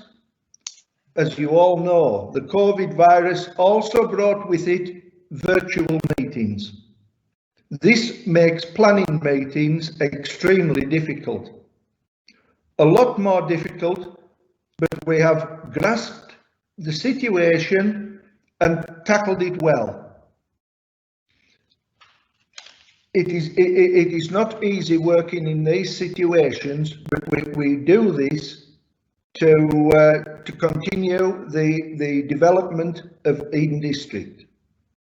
And I am pleased to announce that the planning team is all back on track.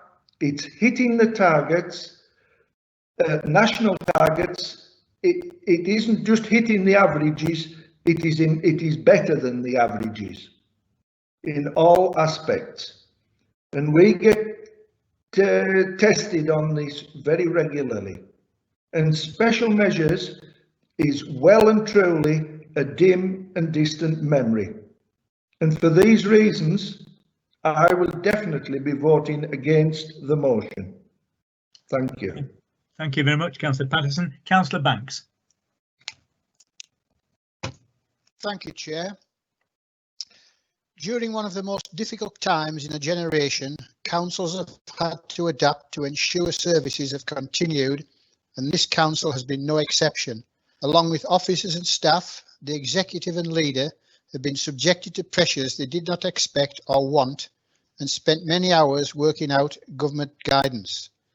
It is therefore a shame that the opposition party have spent their time coming up with an unfounded motion to try and disrupt the working of the council to the detriment of the population of Eden.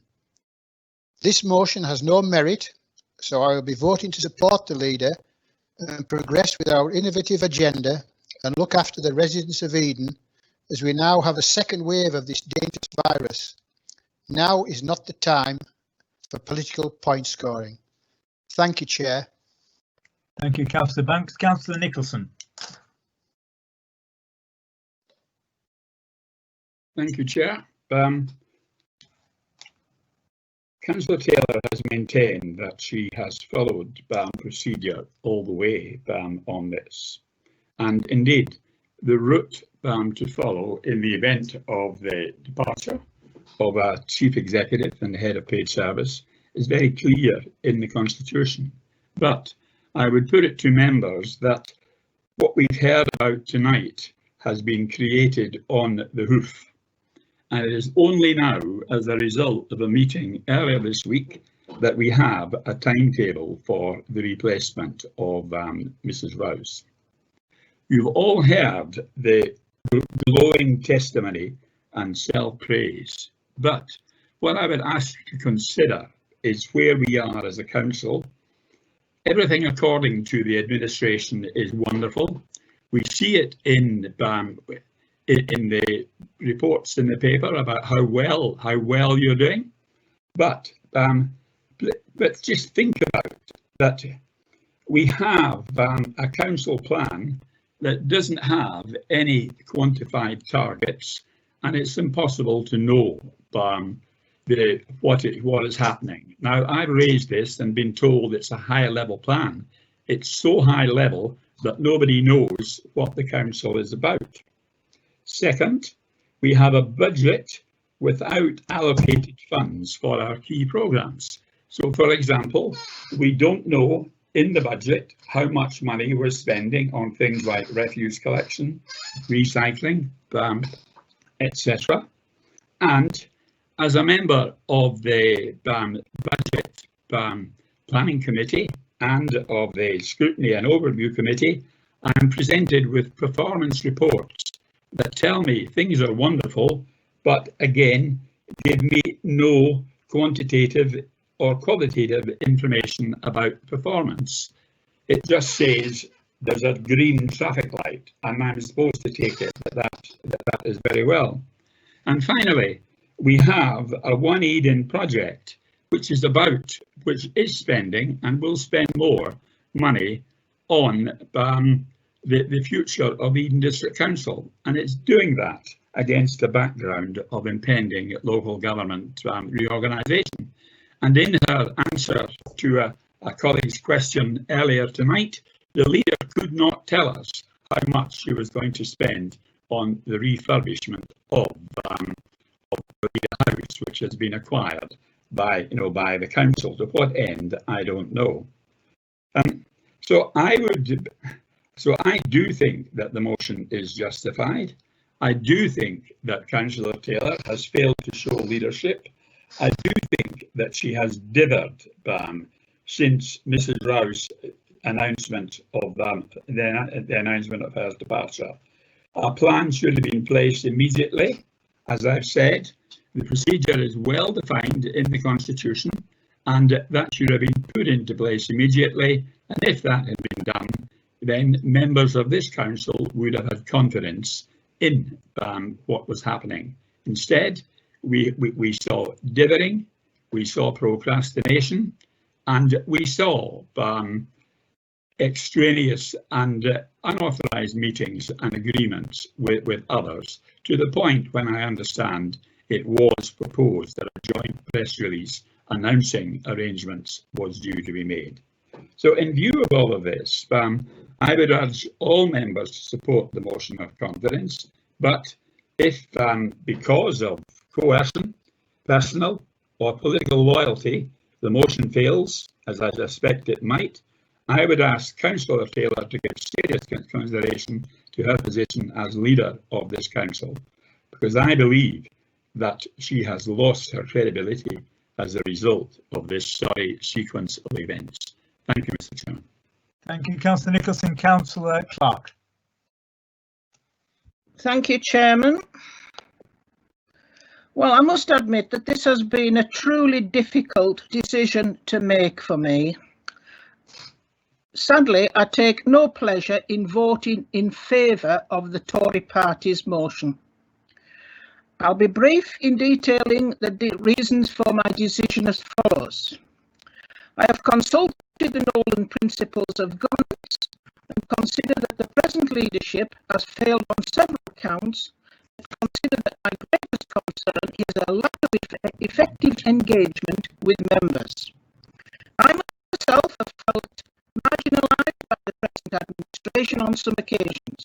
Communication and participation has been minimal, particularly in respect of major local issues, like the proposed police station and eventual purchase of Vereda House as suitable Eden District Council offices at a time of financial uncertainty and looming devolution. Not to mention the complete disdain accorded the perpetual problem of Omega Protein's emissions. There are allegations she has not shown due respect to officers and members and may have acted without due authority on occasion regarding constitutional matters.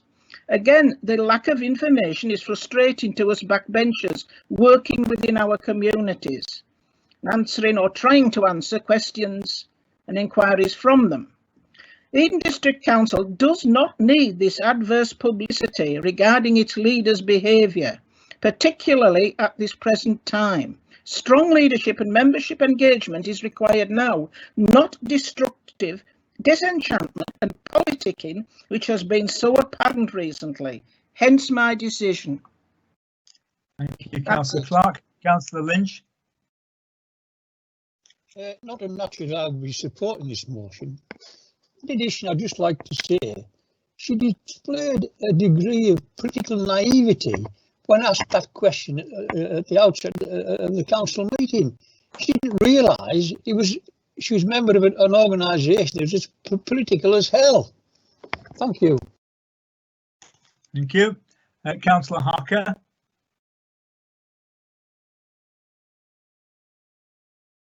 Councillor Harker, are you there? Yes, I am. Sorry. Thank you. I've been helped by the cat as well. Thank you. Right. Yeah. I was elected as a Lib Dem councillor in May 2019. Councillor Taylor of Virginia has been very encouraging and supporting as I learn the responsibilities that come with being an EDC councillor, having had only previous experience of local democracy as a parish councillor. She has set out our aims and objectives with a vision for the future of Eden, with a strong emphasis on creating a more green, environmentally friendly future, with a sense of creating a vibrant, welcoming and forward-looking region of Cumbria for locals and visitors alike. These goals take time to achieve. They need to be supported by all at the EDC, and we should give Virginia the time and support to see the vision become a reality. This year has seen many challenges which no one could have foreseen, and we are all learning to adapt to rules and regulations which are being imposed on us. It has made normal life difficult, and we need to show a steadfast commitment to our leader and her ideas and plans for the future. I will not be supporting this motion. Thank you. Thank you, Councillor Harker. Councillor Isles.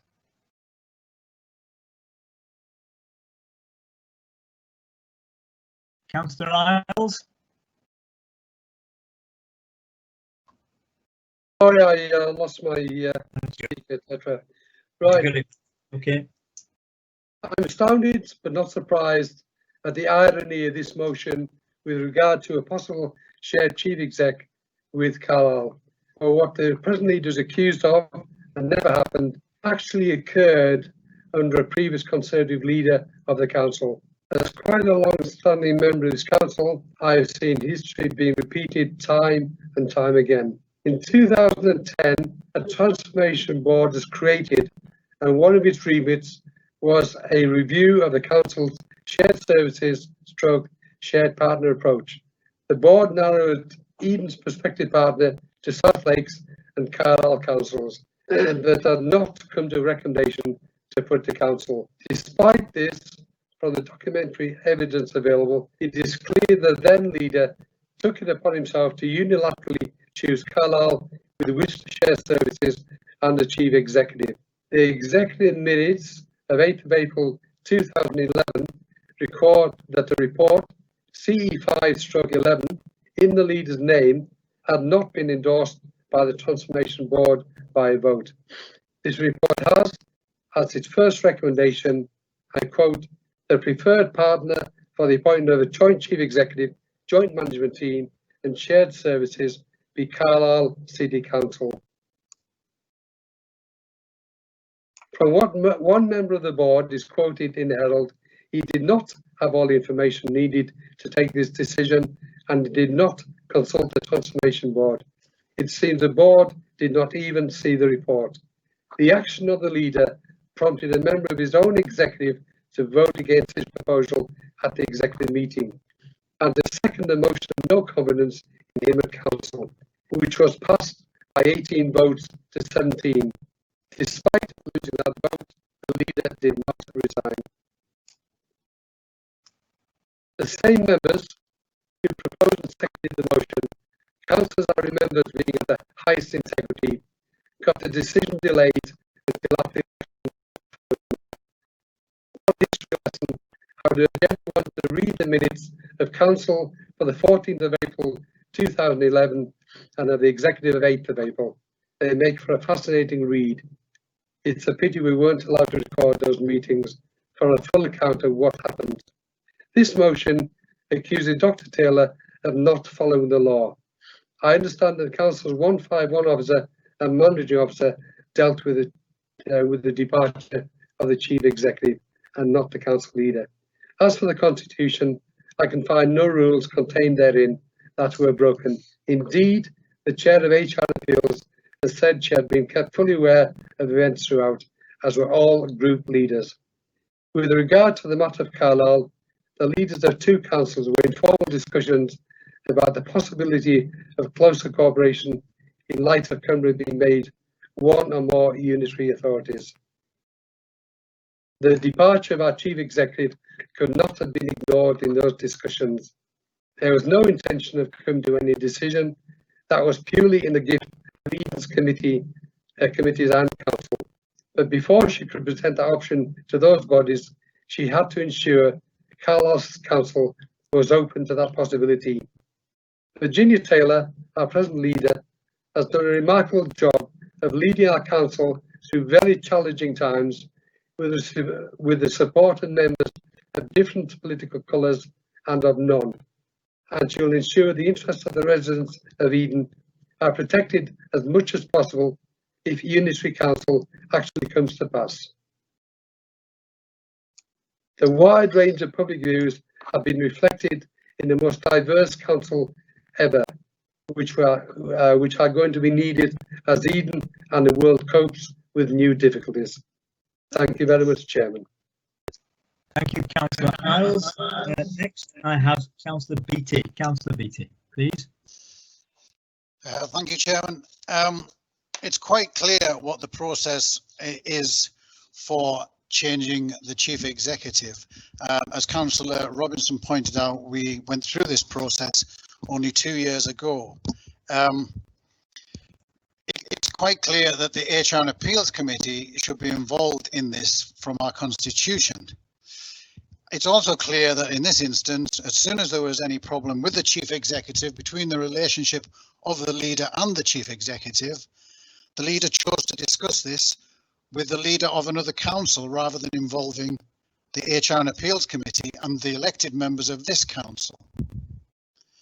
Councillor Ross, the leader of that HR and Appeals Committee, this evening is quoting from informal meetings where no minutes were taken. These informal meetings are actually a signature of this administration where a lot of decisions are taken behind closed doors. I was lucky enough to attend one of these informal meetings of the HR and Appeals Committee where it was quite clear after questioning and quite clear questioning with Councillor Ross that she was not aware of the role of the HR and Appeals Committee, and it was quite some time after any problems with the chief executive were made clear to the leader that the HR and Appeals Committee were involved. Councillor Holden, in her speech this evening, indicated that the leaders' meeting, which I did not attend, that there was a discussion of the North West employers' role and some of the options that they had put forward. I am a member of the HR and Appeals Committee, and North West employers were not engaged to be involved in this until HR and Appeals Committee agreed this only just over 1 week ago. So it seems to me that it is quite clear that discussions with the leader, with North West employers and the leader of Carlisle City Council were taking place quite clearly before HR and Appeals Committee were involved, and HR and Appeals are the only committee in this council who should be involved in replacing the chief executive of this council constitutionally. So the premise behind this motion is quite clear and quite valid, and I would ask everyone to vote with the motion. Thank you very much, Councillor Beattie. Councillor Baker.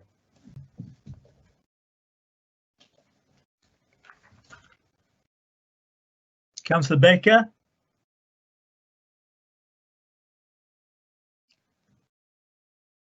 Third time of asking. I'm coming. It's just getting things to you. unfreeze. Thank you, Chair. At a time when the council's operations the council is working on leading business recovery, and while supporting residents, many of whom are facing challenging times because of this virus, we find ourselves without a head of paid service and a chief executive. Add a much needed restructuring, preparations for the move to a single site, and loud rumblings about a unitary authority, and I ask myself if this motion is a sideshow. Yes, communications with members have been non-existent, but is this time to be changing leader, or perhaps for the leader to change?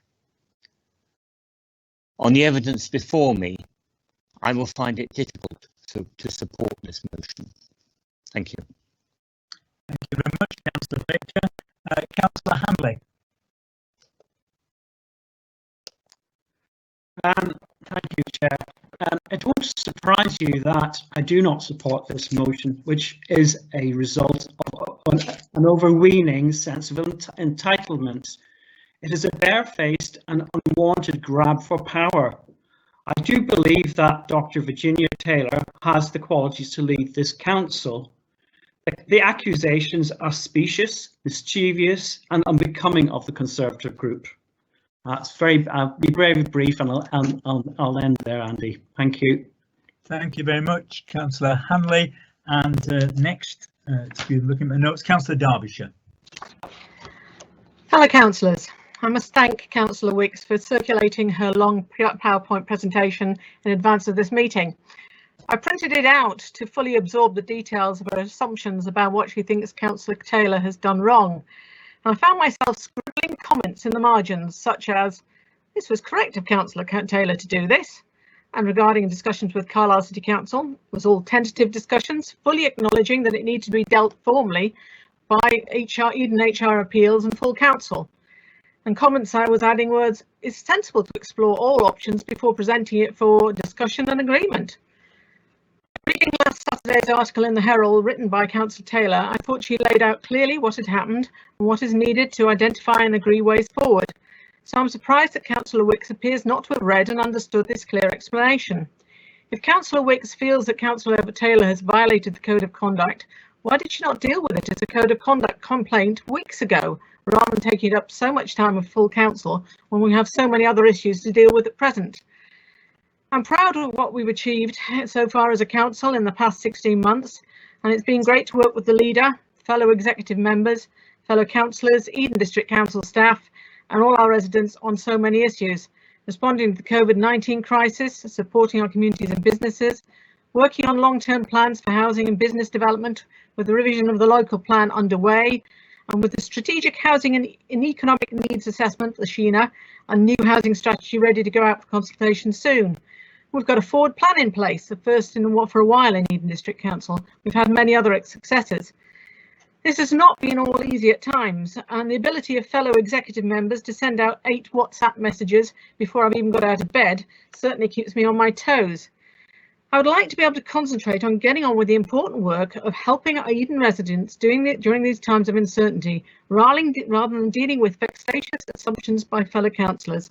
So I'll be voting against this motion, and I urge my fellow councillors to do likewise. Thank you, Councillor Derbyshire. Councillor Ryland. Councillor Ryland. Yes, just give me a second to wiggle my mouse. First, I would like to thank the leader of the opposition for all the information contained within the emails that were sent and the slides this evening of the timeline. Because in truth, as a backbencher, all we actually had for information was what was already within the public domain. So whatever happens this evening, communications to us all must definitely change. I believe in the Alliance policies and the council plan, but I do not have full confidence in the leader at this moment in time. So I will be supporting the motion. Thank you. Thank you. Councillor Simpkins. Sorry, Chair, it's Councillor Ruddle first. I beg your pardon, I missed that one. Councillor Ruddle and then Councillor Simpkins. Thank you, Chair. Members of Eden District Council, as a member of the executive, I will be voting against this motion this evening, which quite frankly is full of spin, hypocrisy and mistruths. I have total confidence in Virginia as our leader, and she has my full support and backing. I am proud to be part of a four-party alliance which represents a wide range of political views that has the residents at the heart of all we do.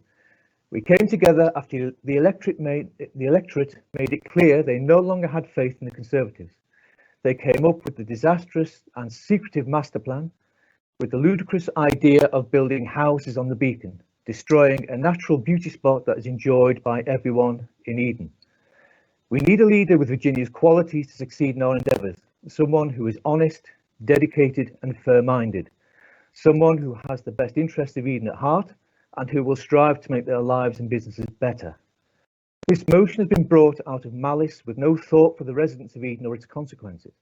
They have the gall to say they do not want to form an administration or be part of an administration that governs Eden. We all know that this is utter rubbish. They haven't got over the election result of 2019 when the electorate got rid of them. The Conservatives have been trying at every turn to undermine the leader and the executive, not because we are doing something wrong, but because we are achieving more than they ever did. It comes out of pure jealousy for what we have achieved in our first year in office as an alliance. We declared a climate and ecological emergency, something the Conservatives failed to do. We started the One Eden project to streamline the council and create a dynamic, agile organisation focusing on customers, something the Conservatives failed to do. We purchased Vereda House to ensure a single site for our officers and employees to work in one building and not split between the Town Hall and Mansion House. This was agreed by Council and a budget allocated, but the Conservatives failed to do it. We created a new corporate plan for Eden, encapsulating our aims, ambitions and visions for the future of Eden. We successfully supported residents and businesses through the coronavirus lockdown. We ensured that all businesses received the government rates relief and grants they were entitled to. We also contacted businesses who had not claimed and made sure that they did. We ensured food banks remained open, and we set up support funds for residents whose jobs were lost or whose income was affected by the coronavirus. We made sure that families had a roof over their heads and food on the table. We also suspended car parking charges in Eden, in Penrith, to help support our businesses, and that will continue until the end of December. This was all directed by the leader and supported by the executive. Under Virginia's leadership, we are putting Eden first and building a prosperous and bright future, something the Conservatives failed to do. This motion is a distraction we could do without. This motion serves no purpose but to show how vindictive and hypocritical the Conservatives are. Like a previous EDC leader, Gordon Nicholson, Virginia thought the possibility of sharing a chief executive with Carlisle worth exploring and made inquiries as to whether it would be feasible. The decision, of course, rests with Council following recommendations from HR and Appeals. But for her to suggest a sharing arrangement without first ascertaining if it could be done would be irresponsible. Just as it would be for Councillor Wicks to float to the press the prospect of a former EDC officer returning as chief executive if she hadn't made inquiries first. Do not believe the spin and lies the Conservatives are telling you tonight. Do not believe the lies on social media or in newspapers. They are looking to disrupt the council and its business. A second wave of coronavirus is here, and the Ministry of Misfits in Downing Street have failed to protect the public from this, failed to protect our most vulnerable people, failed to protect jobs and the economy. The Conservatives, both nationally and locally, are very good at failure. In this, Is this the party that you want to run Eden, with a track record of failure, lies and deceit? I urge members to vote this motion down. Put your trust in our leader. The choice is simple. Back the leader and success, or back the Conservatives and failure. Do not let the electorate down tonight. They will never forgive you. Thank you, Mr. Chairman. Thank you, Councillor Runo. Councillor Simpkins. I'll keep it short and sweet. I would just like to make it crystal clear that I will not be supporting this spurious motion by Councillor Wicks. It is perhaps the fact that so much has been delivered by this Rainbow Coalition administration under Councillor Taylor's strong and inclusive leadership style that irks so much. Rest assured, Councillor Taylor will continue to receive my wholehearted support. Thank you. Thank you. Now, are there any other councillors other than Councillor Taylor who wish to speak? Indicate now, please, on the chat if that is the case. In that case, I invite Councillor Taylor to speak. And the understanding is that this is the last speech other than the Councillor Wicks's reply to which she is constitutionally entitled. Thank you, Chair. So, fellow councillors, you will notice that this motion on notice says I have acted without due regard for the law. It's a very serious allegation that I have broken the law. I utterly refute that I have done so. Councillor Wicks would not itemise my criminality in time for me to prepare my defence, but sent round today a lengthy document. Now, this tactic is to arouse doubt and mistrust in you, councillors, setting out a lot of new material, a lot of apparent facts, which are in reality speculations with hearsay, calculated to damage my good name without risking your being able to judge on any counter evidence and arguments. But there is simply not the time between these accusations arriving and now to answer the charges and tell the story which I know, and remember, I was there, unlike Councillor Wicks. So I can't go through all this new material here. And in fact, as Councillor Derbyshire suggested, I'd be very happy that accusations against me are investigated by our Standards Committee. I've nothing to fear, nothing to hide.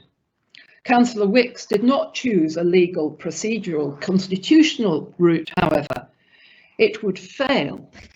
Do not be deceived, councillors. This motion is a political smear, not a true examination of things done or not done.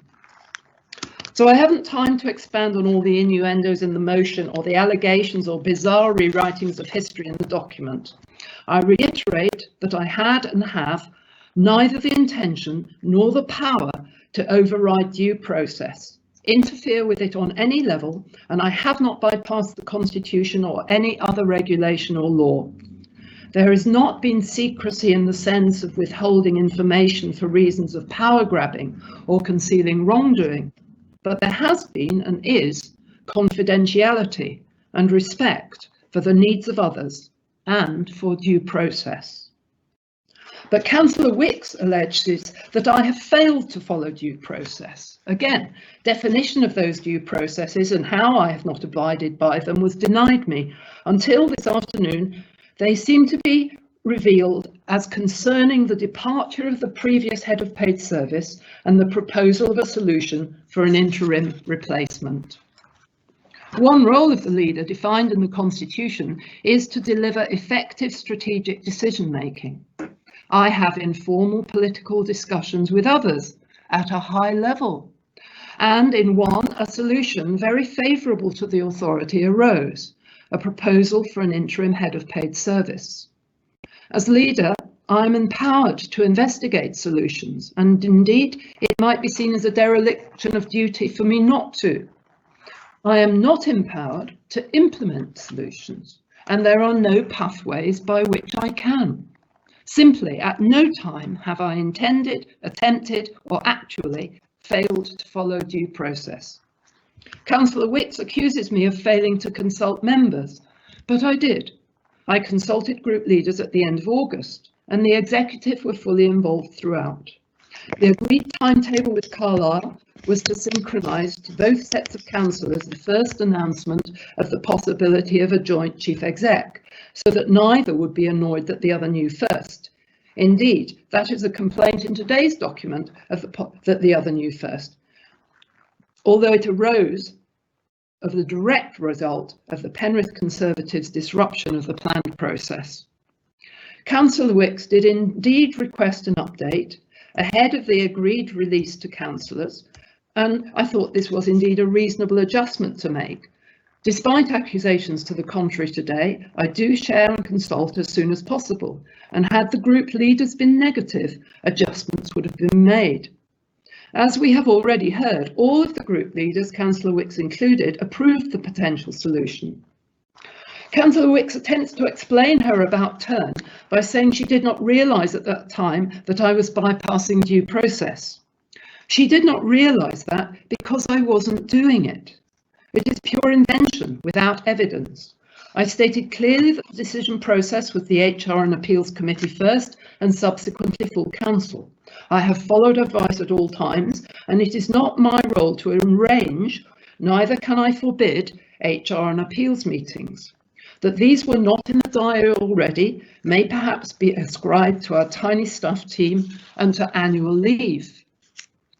I was happy to meet with the HR and Appeals Committee members informally. However, at this meeting, I was subjected to accusations of bypassing due process, which I had not done, did not do, would not, and indeed could not do. It is not in the power of a leader. Councillor Taylor, excuse me, you have had 5 minutes. However, after consultation with the monitoring officer, I have come to the conclusion that since the proposer of the motion has a second speech, and since the slides were only circulated today, and you didn't have therefore a chance to see them, it would be reasonable for you to continue a little bit longer, but try and limit your remarks as far as possible. Thank you. Thank you very much. Yes, I would like to say that my speech lasted exactly 5 minutes until the arrival of these slides. Thank you. Councillor Wicks. Okay, subjected to accusations of bypassing due process, which I had not done, did not do, would not, and indeed could not do. It is not in the power of a leader to appoint a member of staff, and it is absurd to suggest it. Councillor Wicks alludes to the departure of the previous chief executive. The process is not accurately set out in today's document. Mrs. Rouse's contract was terminated by mutual consent between her and the council. The terms of this agreement between Mrs. Rouse and the council are confidential, and the agreement was completed in line with the delegations within council's constitution. A termination of contract of this nature does not require the involvement of the Human Resources and Appeals Committee. It is incorrect to say that I signed any documentation in respect of this. So I haven't time to expand on all the innuendos in the motion or the allegations in the document. I reiterate that I had and have neither the intention nor the power to override due process, interfere with it on any level. I have not bypassed the Constitution or any other regulation or law. The real issue here is that I am acting as the strong and effective leader described and defined in the Constitution, delivering effective strategic decision making. I'm able to engage in a civilised and constructive way with people of all political persuasions. At the moment, this includes delivering my portfolio responsibility for devolution and local government reorganisation. The Eden Conservative Group cannot bear any of this. They are on the outside looking in and cannot adjust to not being the first to know, and sometimes not having the right to confidential material. Me knowing things and them not has to be culpable, has to be lack of transparency and plotting. It isn't. It's the difference between being in administration and being in opposition. The Conservative group are trying to undermine proposals very advantageous to Eden, even though, as we have heard, they themselves 10 years ago proposed the exact same thing. The motivation behind this attempt to destroy me and the Alliance is transparent. We are succeeding where they have previously tried and failed. There is indeed little for opposition parties to do in this strong leader model, and Councillor Wicks and her party, finding themselves with idle hands, would rather undermine the smooth running of the council rather than let us succeed. The Conservative Party used to be a party of probity and competence, but this group are anarchists. They state in this document that they have no immediate interest in becoming or joining the administration. So vote against this destructive motion tonight. That's a vote for the great programme of work in the COVID recovery plan which the executive, the officers and I have underway. The Deputy Leader fulfills an important role in the local enterprise partnership and nationally in the Rural Services Network. Other members of the Executive and the Alliance hold important roles in National Park and other bodies. I hope all of you of all parties will vote against this destructive motion. Voting against the motion enables the Alliance, the Executive and the efficiently run Council programme of work for COVID recovery to proceed. I would like you all to appreciate me, but even if you don't, this administration is delivering. Help us keep it going. Thank you. Now, Councillor Wicks, it is your constitutional right, procedural right, to reply with the maximum of 5 minutes to do so. And then the debate will be terminated. Councillor Wicks. Thank you, Chair. I'm struggling to get the camera on at the moment.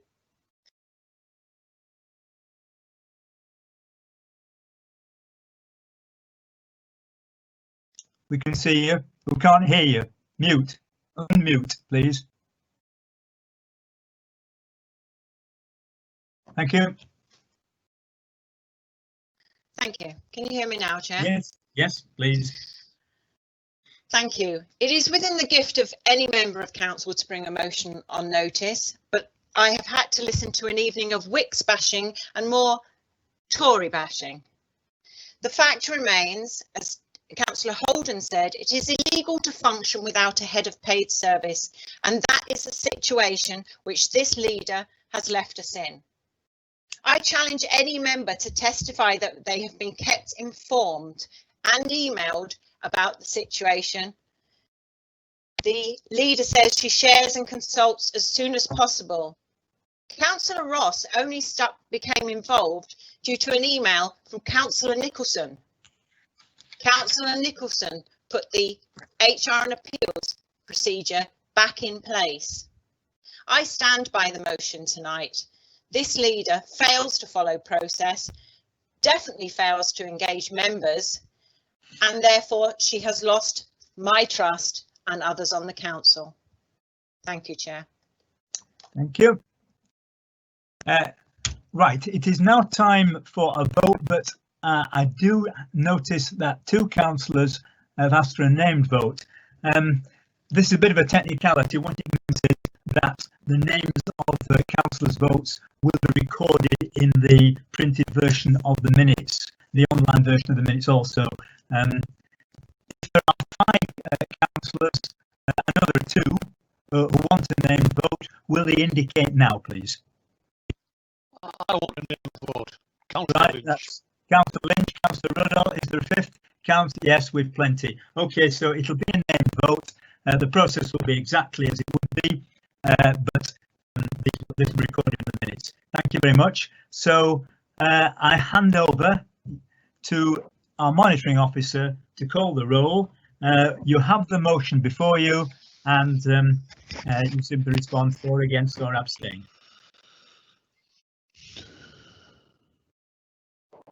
Thank you, Chair. So if I can just be clear with members, the motion before you, you are voting for the removal of the leader of the council. Councillor Armstrong. For. Councillor Baker. Against. Councillor Beattie. For. Councillor Banks. Against. Councillor Chambers. For. Councillor Clark. For. Councillor Connell. Against. Councillor Derbyshire. Against. Councillor Chew. For. Councillor Isles. Against. Councillor Fearon. For. Councillor Greenwood. Against. Councillor Hanley. Against.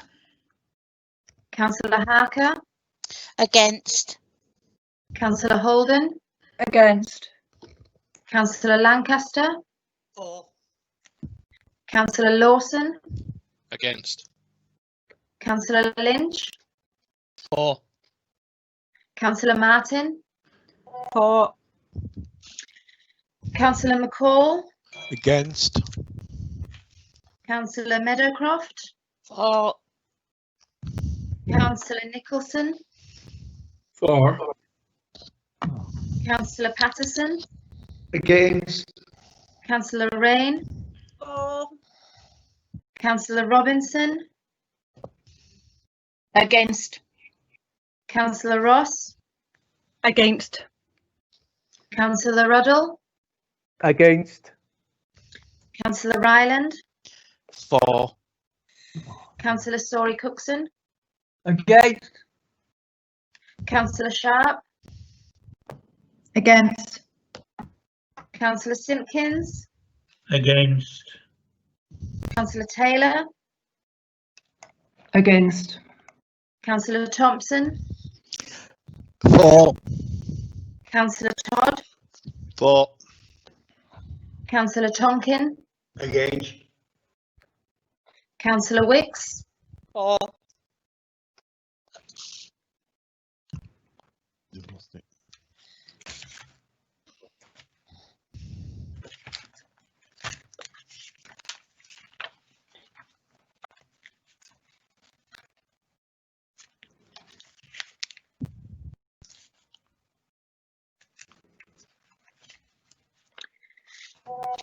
Chair, I make that 20 votes against the motion, 16 votes for the motion.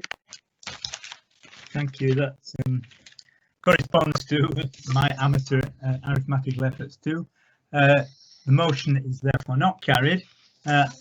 Before we move on, I would just like to thank all councillors for their participation and for the, I think, high level of debate standard that was maintained. People did not lose their tempers, they were not abusive, they were rational and reasoned, though passionate in the things they said.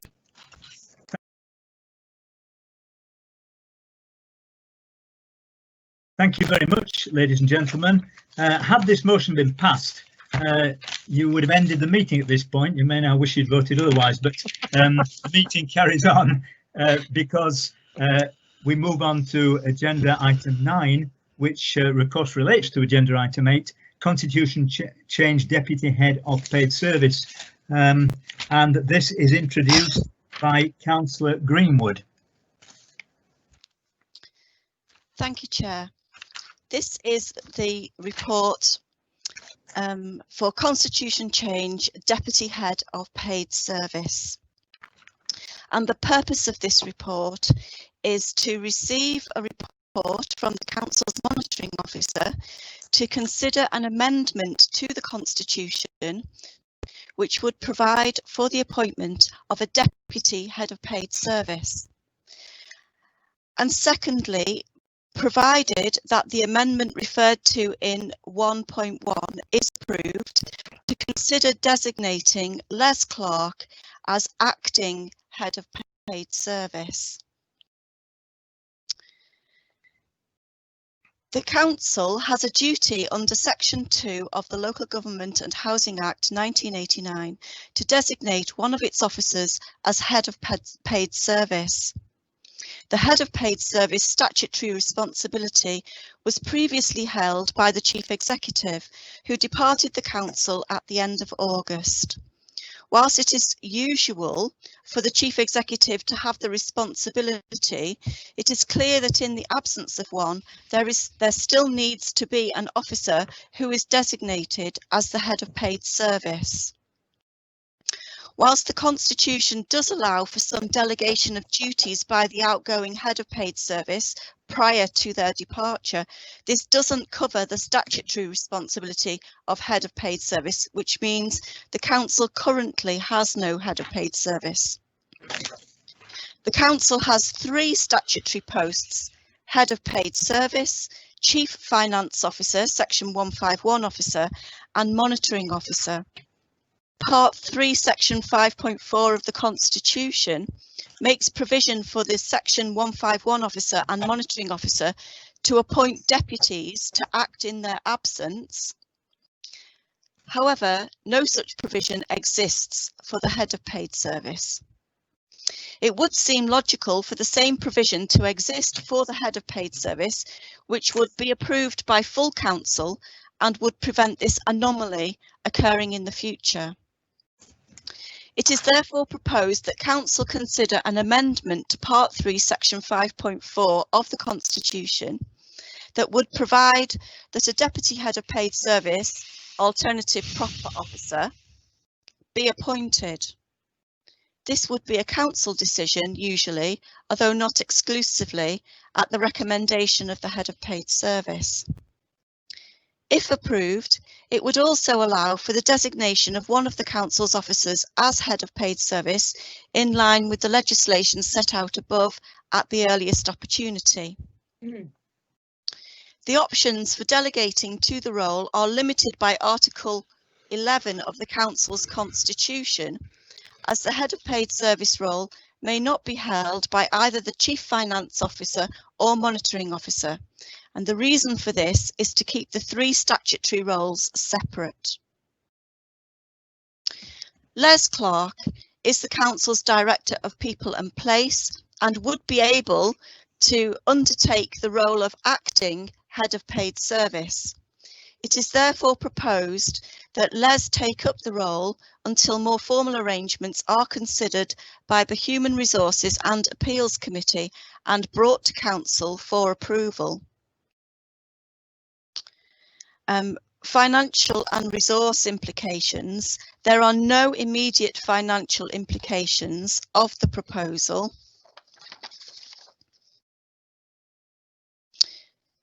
In the event the new chief executive is not appointed prior to the existing chief executive leaving, council will have to designate another officer into that role. The council's constitution does not allow for the head of paid service role to be held by the monitoring officer or the chief finance officer. And the reason for this is to keep the 3 statutory roles separate. And so, Chair, I move the recommendations. Thank you. I beg your pardon. Yes. I'll just finish what I'm going to say. Yeah.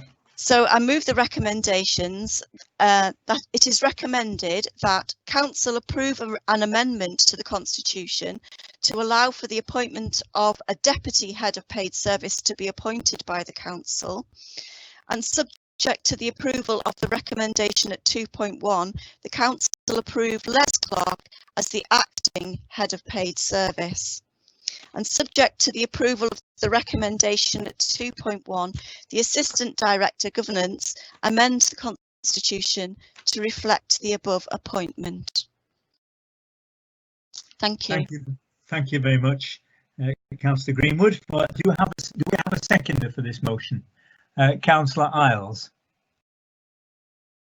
It's indicated you wish to second. Do you want to speak? Yeah, just briefly, Chairman. I will second the motion quite happily. And now, as Chairman of the Council Governance Committee, I would just like to noted that the monitoring officer did consult me about bringing this important report to Council tonight. I felt important that this situation be resolved as soon as possible. So rather than going through the formal process of the council government, I was more than happy for it to come directly to council. Thank you. Thank you very much. Councillor Beattie, you've indicated you'd like to speak. Yeah, I noticed that there was a difference in the recommendations to what was proposed there.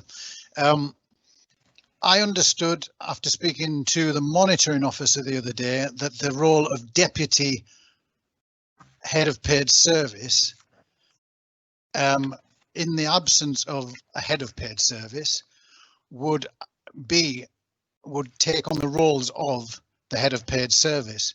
But the proposal that has just been made is that this council makes Les Clark the acting head of paid service, which is different, and that is a completely different thing. Could we clarify what we are doing here? Because once again, we seem to be confused between what these roles are, which is where all this has started from in the first place, because the leadership of this council doesn't seem to know what an acting head of paid service is, a deputy head of paid service, a chief executive, or even what they should be doing. So could the monitoring officer clarify whether this council is allowing Les Clark to become the acting head of paid service, or whether we are just designating the deputy head of paid service, which would take on those roles anyways? I know it's pedantic, but it's quite clear that he shouldn't become the head of paid service.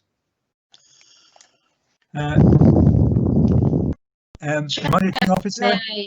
Yes, thank you. I'm quite happy to address Councillor Beattie's concerns. And it is correct, I did speak to him earlier this week in relation to the deputy, and to clarify things. Councillor Beattie, in relation to this, I did seek further legal advice, and you are correct that 2.2, the recommendation, has slightly changed. So we are still looking within the Constitution to designate the role of director and people of place as the alternate proper officer or the deputy head of paid service. But on further reflection, it was felt that if you were to appoint a deputy, it would be more appropriate that there was an officer in the place of the head of paid service. So it seems more appropriate in the interim that Mr. Clark is appointed as the head of paid service until the recruitment process is finished, and then this council can appoint a more permanent head of paid service. It doesn't change the designation that we're looking for within the Constitution, that if the situation would ever arise again in the future, we would be able to rectify the situation quicker, in that we would almost have an officer waiting to be given that designation so that they are a head of paid service. Does that satisfy your It query? clarifies it, but it contradicts exactly what you told me the other day, monitoring officer. I'm sorry to say that, but it does contradict what you said. That means that the portfolio holder needs to make an amendment to the recommendations, and it also, I would suggest that she recommends that this would appear to deliver an extra, it doesn't exactly give him any more duties, but it does mean that he is the acting head of paid service. So there should be extra remuneration for that particular role, because it has more status than deputy.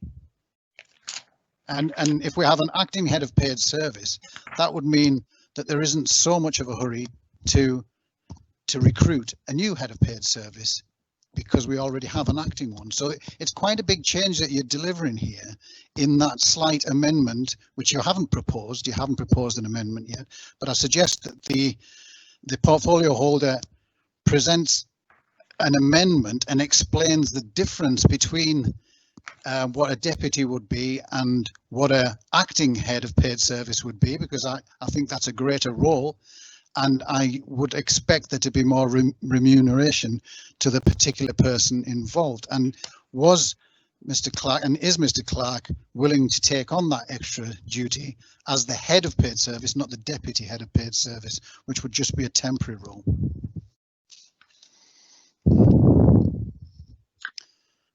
Unfortunately, Councillor Beattie, I can't make any comment in relation to the remuneration.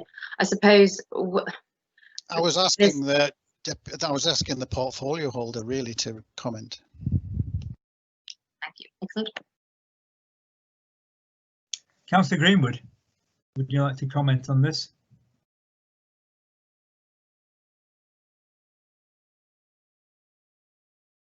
You're muted. You're muted. Thank you for your questions, Councillor Beattie, but I'm sorry I can't comment on this. Can I speak? Yes, and then there are two other councillors wishing to speak. So I just want to ask the portfolio holder again: was she briefed on this major change to her recommendations before she made it?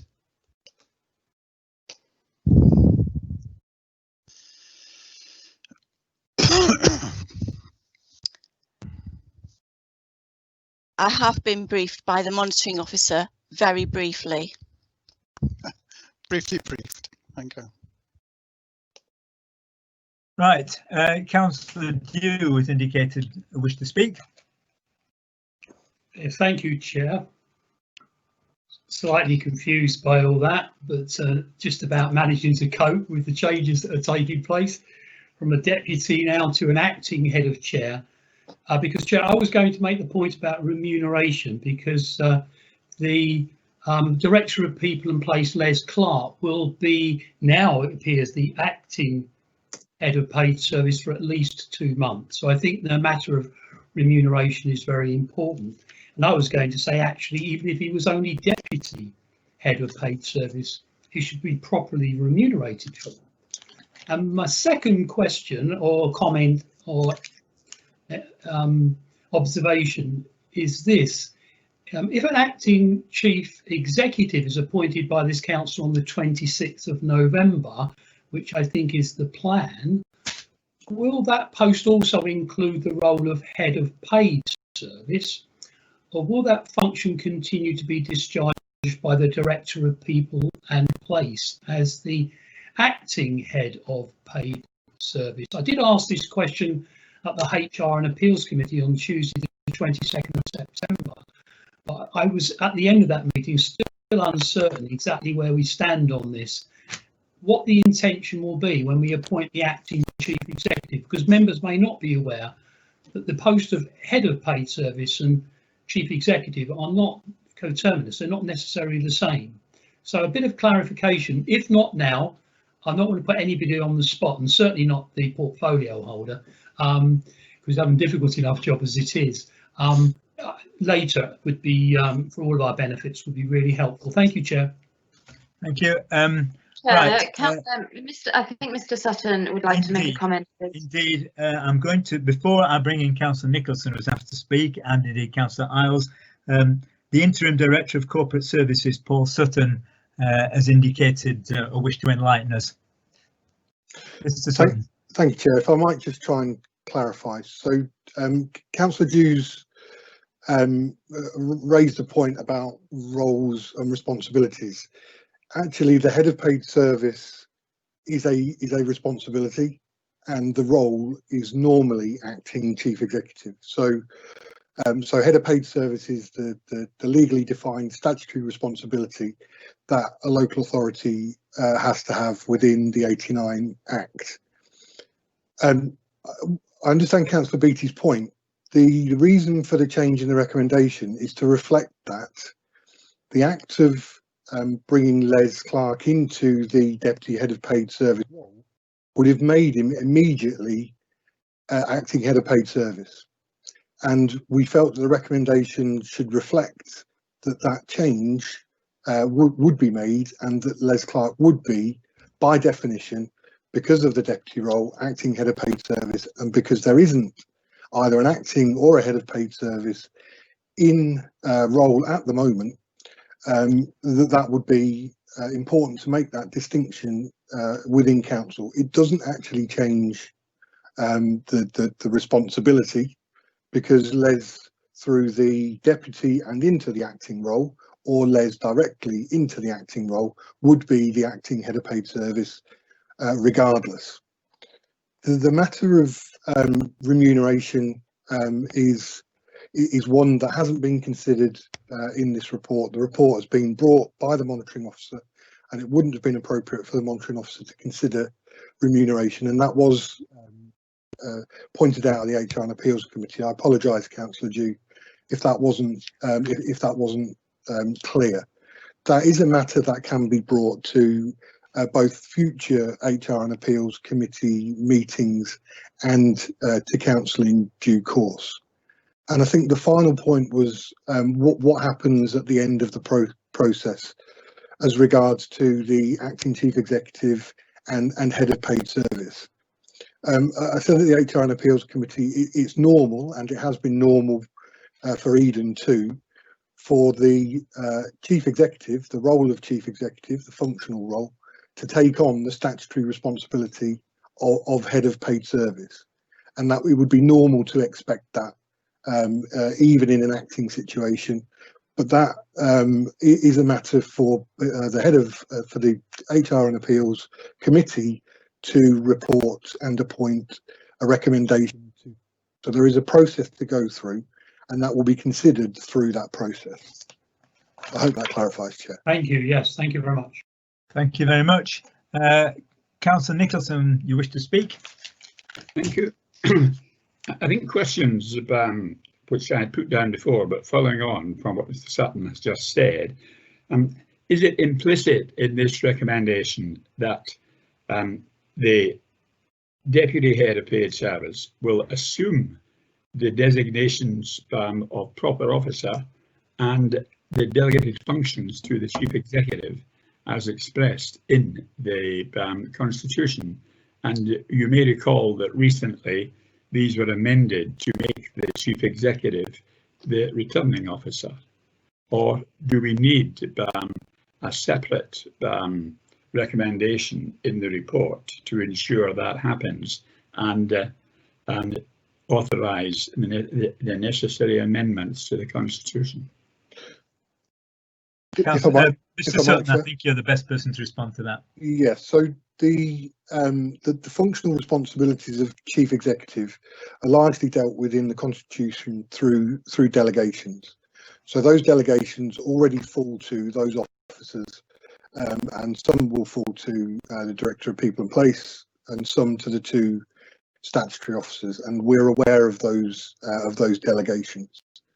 So this report merely deals with the statutory responsibility for having a head of paid service. So the legal responsibility for having a head of paid service. It doesn't appoint Les as acting chief executive into the functional roles. So those functional roles will be dealt with through the delegations that are already within the Constitution. The separate role of returning officer is already dealt with through appointment, and Lisa, as the monitoring officer, is currently the council's deputy ERO and currently acting up into that role. I think Councillor Nicholson, you mentioned does with the deputy role, does that automatically result in in Les Clark being chief executive? And the answer to that is no, it doesn't. Only the statutory responsibility. I hope that answers your questions. Have supplementary. So what happens then to the authorities and that are specifically delegated to the chief executive if we approve this proposal? The functional roles are delegated to the three members of the corporate leadership team. Right. And to do that, we don't need to amend the Constitution. No. No. Okay. Thank you. Now, is there anybody else wishing to speak? Councillor Isles, have you anything? Are you desirous of speaking? Briefly, it's been suggested that perhaps this could go to the council government. I just wondered whether that would be appropriate for a report covering all these items be put to a council government committee who could consider any other changes to the Constitution that may be required. I just wondered what is the view of that?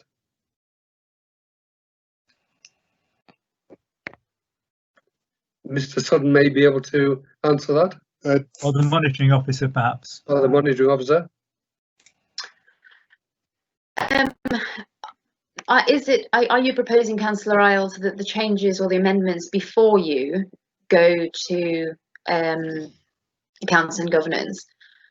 In my previous conversation with you, I did point out that there are numerous ways to change the Constitution, and the traditional route is through the accounts and governance and going through a consultation process. However, in my role as monitoring officer, within the Constitution, it does allow that I bring a direct report to council if I feel that there are changes that do need to be made at this point. And I think that regularising our ability to have an alternate proper officer from a head of paid service is the reason why the report has been brought in this way. Yes. I think, is that No, clear? I was not suggesting that, and the details that have been gone through has made me forget our discussion, I'm afraid, or half our discussion. I'm more than content for the monitoring officer to continue to put forward these changes, and I would like the change of the recommendations that we're voting on to go ahead. I was not suggesting that this should go to Councillor Guns before. So I stand corrected. I'll be more than happy for the monitoring officer to use their expertise, which is far greater than mine. Thank you. Thank you very much. Since I see wish no, to speak. I'll put it on the chat. so you have. Yes. Councillor Lynch, you were rightly next on the list. You would have been invited to speak next. I just hope there isn't an exam on this. Thank you. Councillor Beattie, you want to speak again briefly, please, because I think we do need to bring this debate to a conclusion. Sorry, I know I sound like I'm being pedantic, but the portfolio holder has made an amendment to the recommendations that we received. From what I've heard this evening from the monitoring officer and from Mr. Sutton, it would appear that it's just a clarification that he would be acting head of paid service. So I would imagine that removing that amendment would make no difference and it shouldn't have been made in the first place. So are we just going to revert to the original recommendation? And that would be clearer, because otherwise we would, every time it resorted to a deputy, we would have to come to council and recommend that they were acting. I know it sounds pedantic, but you don't need to change the recommendations. That's all I'm saying. For top, read bottom to avoid confusion. Right, we do need to be clear what we're voting on. Councillor, sorry, Mr. Sutton, have you a comment on that? So we need to be absolutely clear what we're voting on. And let's be clear, because I was distracted. Is it clause 2 we're talking about here? That's different to what's printed. What's changed from what is printed here? It's clause 2.2 that has been amended, and it reads acting. So instead of deputy. 2.1 is making a provision within the Constitution, so that if we are in a position for whatever reason, and I'm not talking for whatever reason, we don't have a head of paid service able to act. So this might be that if there is somebody in post and they are sort of on sick or on annual leave, we still have someone to act in that way, because we have a deputy. And in that instance, the director of people in place will be able to temporarily act as the head of paid service. And the reason for amending 2.2 is that in this particular instance, there is no head of paid service in post. So it seems somewhat at odds in this instance to appoint a deputy where we could simply appoint Les as the acting head of paid service on an interim basis until the recruitment process is finished. That's what I understood. So is everybody clear then? It's as printed, except in clause 2, deputy is struck out and the word acting replaces it. Is that right? Yeah. Okay. On that basis, my own view from the chair is that we can take these as a job lot rather than vote separately on the clauses. Okay. If any councillor is very unhappy about that and wants to vote separately, please indicate now through the chat function. That's not happening, so I'm assuming we're voting on the recommendations and that everybody understands that in clause 2 the word deputy is replaced by lowercase word acting. On that basis, I invite the monitoring officer, please, to call the roll.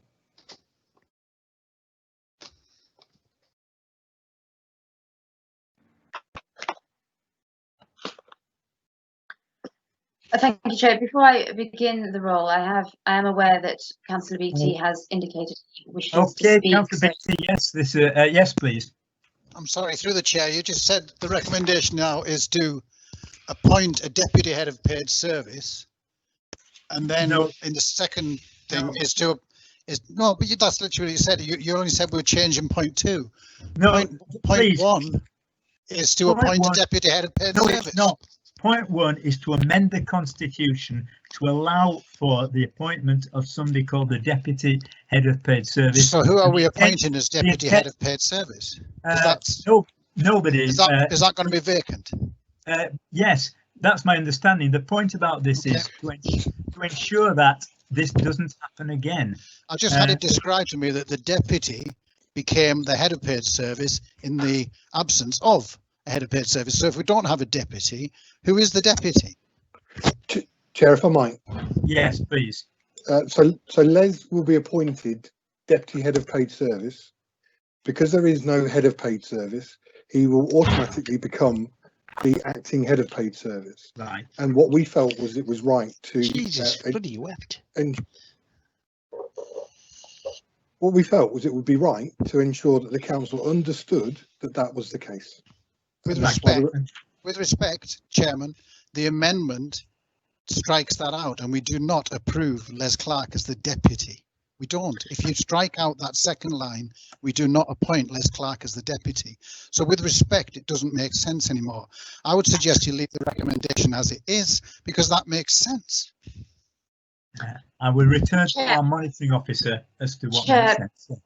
If I may, and I do appreciate where the confusion may lie, is the way the constitution is worded, and I don't know if any of you have it in front of you. On page 104 is where the designations are, and they actually, so the designation of the head of paid service, the proper officer is the chief executive.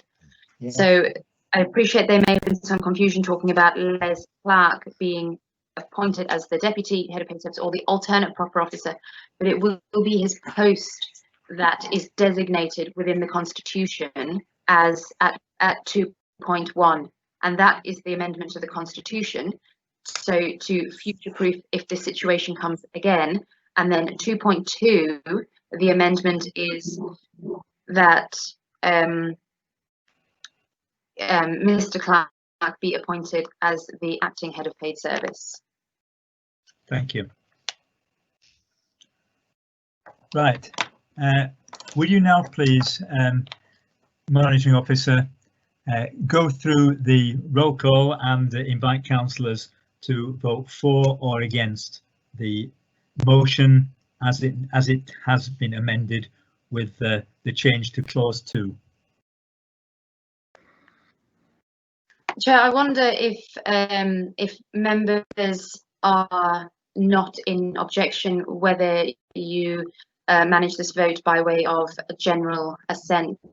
I'm happy to do that. I'm happy to do that. Well, exactly what's going on? I've really lost it.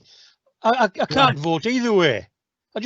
I'm totally lost, and I suspect I'm not the only person.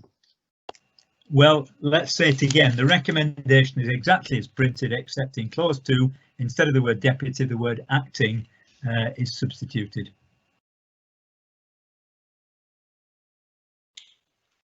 Okay. Unless anybody indicates by chat, can I take it that this is approved? And at this point, although we're not quite... I don't approve it because I don't understand what's going on. And I refuse to vote on something I don't know anything about. Okay, well, you have to go through a name vote. I beg your pardon. You have to, well, So if it makes you happy, Councillor Lynch, time's running out, but I don't want to hear any more of this. So, monitoring officer, we need to just go through the council list, please, and the councillors can vote for, against, or abstain. Thank you. Okay, Chair. Councillor Armstrong. He's no longer here. Councillor Baker. For. Councillor Beattie. Abstain. Councillor Banks, Sorry, Lisa, for. thank you. Councillor Chambers, Has left the meeting. thank you, Chair. Councillor Clark, For. Councillor Connell, For. Councillor Derbyshire, For. Councillor Dew, For. Councillor Isles, For. Councillor Fearon, abstain. Councillor Greenwood, For. Councillor Hanley, For. Councillor Harker, For. Councillor Holden, For. Councillor Lancaster, For. Councillor Lawson, For. Councillor Lynch, Abstain. Councillor Martin, Abstain. Councillor McCall, For. Councillor Meadowcroft, Abstain. Councillor Nicholson, For. Councillor Patterson, For. Councillor Rain, For. Councillor Robinson, For. Councillor Ross, For. Councillor Ruddle, For. Councillor Ryland, For. Councillor Sorry Cookson, For. Councillor Sharp, For. Councillor Simpkins, For. Councillor Taylor, For. Councillor Todd, For. Councillor Tonkin, For. Councillor Wicks, I'm sorry, do anarchists get a vote? Yes, 4, please. Thank you. Right. That I think, yeah.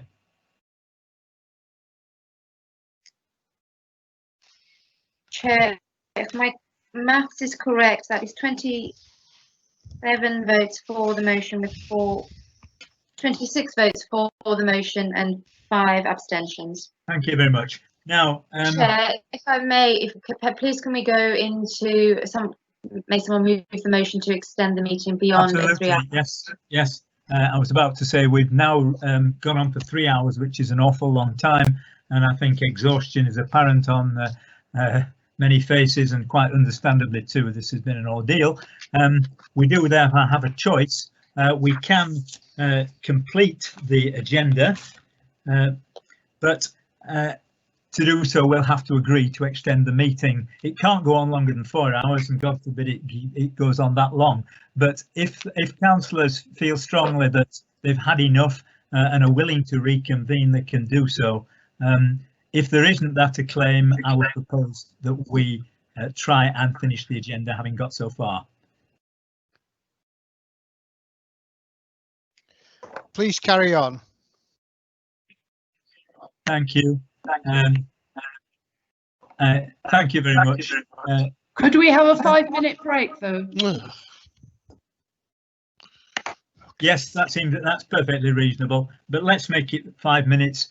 It is now 21:44. Let's say 21:50 on your computer. Please be back and let's deal with the remaining agenda items then. Thank you.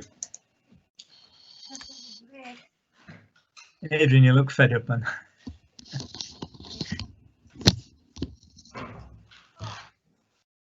Chair, we didn't have a second for the vote to extend the meeting beyond 3 hours. I'll second. Vivian. Thank you. Thank you. Belatedly, it's been seconded. Was that Councillor Clark or not? Whose voice did it hear? Lancaster. Anyway, Councillor, I beg your pardon, Sandy. Councillor Lancaster. Councillor Lancaster, thank you very much indeed. You've seconded it. And goodbye to Helen and Mary. Mary were also willing to second, appreciated. Right, 21:50, but if you need a natural break, take it now.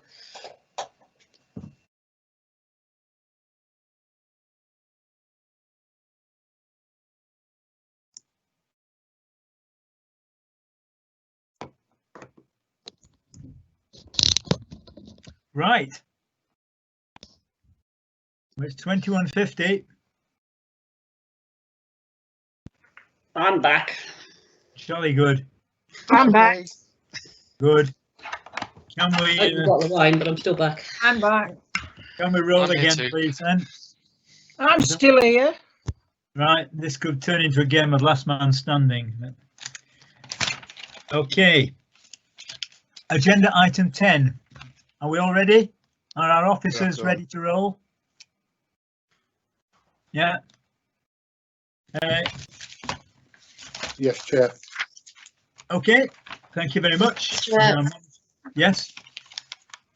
Yes, everybody happy? Appointment of homelessness champion. It is my task to propose a recommendation from the chair.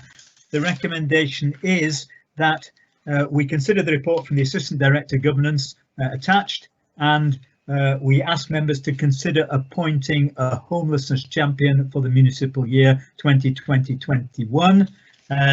It's explained in the report how important this is, and it's becoming more important in the light of current developments, and this is a role which has potentially quite a lot of duties attached to it. So the recommendation is that a homelessness champion be appointed in the municipal year. Firstly, I must ask, do I have a seconder? Do I have a seconder? I'll second Andy. Thank you very much indeed, Doug. And the next thing to ask is whether we have a nomination for this role, and I see that Doug Lawson has been nominated by Mark Ruddall. Doug, are you willing to serve? I am. Thank you. Councillor Holden has seconded it, and you had other offers to second. Are there any other nominations? Thank you very much. In that case, thank you, Doug, for your willingness to step forward.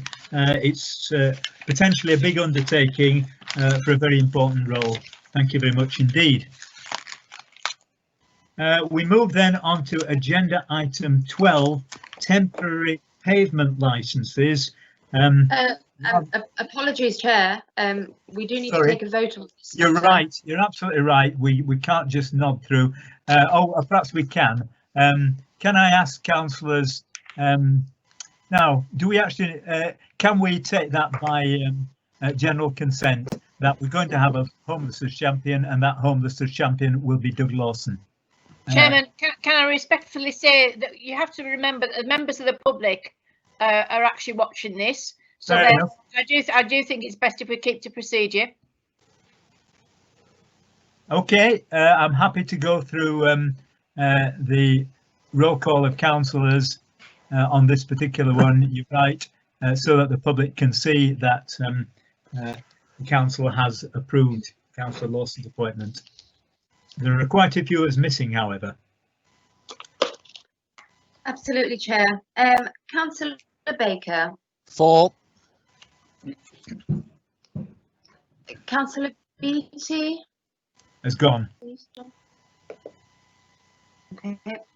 Councillor Banks. For. Councillor Clark. For. Councillor Connell. For. Councillor Derbyshire. For. Councillor Dew. For. Councillor Isles. For. Councillor Greenwood. You're muted, Karen. For, sorry. Councillor Hanley. For. Councillor Harker. For. Councillor Holden. For. Councillor Lancaster. For. Councillor Lawson. For. Councillor McCall. For. Thank you. Councillor Meadowcroft. For. Councillor Nicholson. For. Councillor Patterson. For. Councillor Rain. For. Councillor Robinson. For, Chairman. Councillor Ross. For. Councillor Ruddle. For. Councillor Ryland, 4. Councillor Story Cookson, 4. Councillor Sharp, 4. Councillor Simpkins, 4. Councillor Taylor, 4. Councillor Todd. You're on mute, Councillor Todd. Adrian, muted. 4. Thank you. Thank you. Yeah. Councillor Tonkin. 4. Thank you very much. That is unanimous, Chair. Thank you very much. Temporary payment license is agenda item 12, and I'm asking Councillor Change Greenwood. of, Okay. Andy, change Oh, of policy number 11. Change of policy number I 11. do apologise. It's my turning over a page too fast. A Freudian slip, perhaps. Right. Management of change policy. Indeed, it's. However, this is also Councillor Greenwood.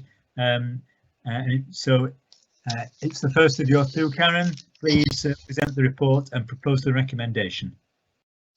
Thank you very much, Chair. This is the management of change policy. The purpose of this report is to recommend the adoption of the new management of change policy. Early in 2020, the Council recognised that the upcoming One Eden transformation would need to be supported by a revamped approach to managing changes to staff roles. It was recognised that a new policy called the Management of Change Policy was required. This policy outlines the Council's approach to making changes to staff roles during organisational change. Until this point, the Council relied on 4 separate documents for managing staff changes: the Management of Change Guidance 2019 version, Early Retirement and Redundancy Policy, Voluntary Redundancy Framework and Flexible Retirement Policy. The latter 3 policies were written in 2010 and required updating in terms of legislation and pension changes. The 2019 guidance document was never formally accepted as a policy. The proposed management of change policy is therefore a new and simplified approach and ensures all related policies join up. A benchmarking process was undertaken with other councils within Cumbria and further afield to inform much of the policy approach. The HR and Appeals Committee reviewed the draft new policy in July, and the explanatory report is attached at Appendix 1, as well as the Accounts and Governance Committee and full council on the 30th of July.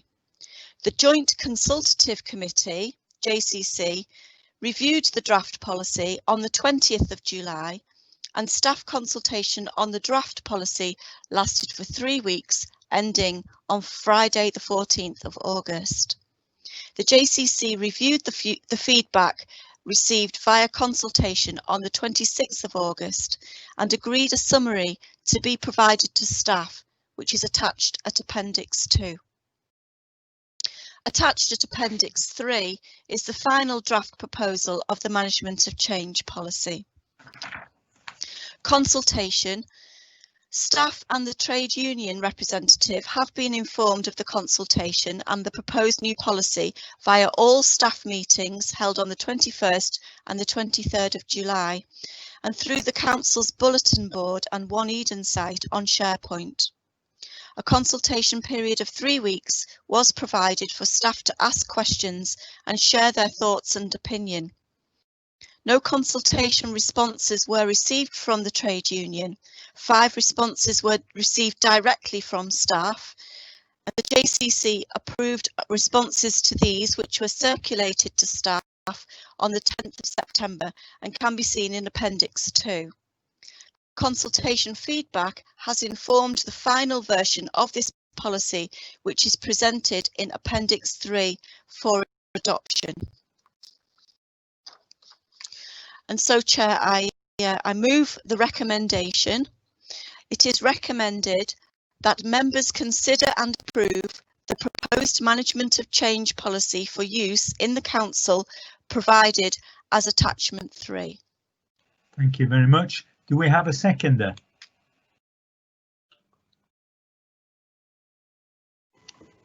I'll second, Chair. Councillor Rudhall. Thank you. Councillor Rudhall offered the second. And Councillor Banks, you wish to speak on this? Please, Chairman. Yes. Just shortly, with devolution on the horizon, I hope we've got this management of change policy correct, because there could be quite a lot of redundancies and changes to staffing levels.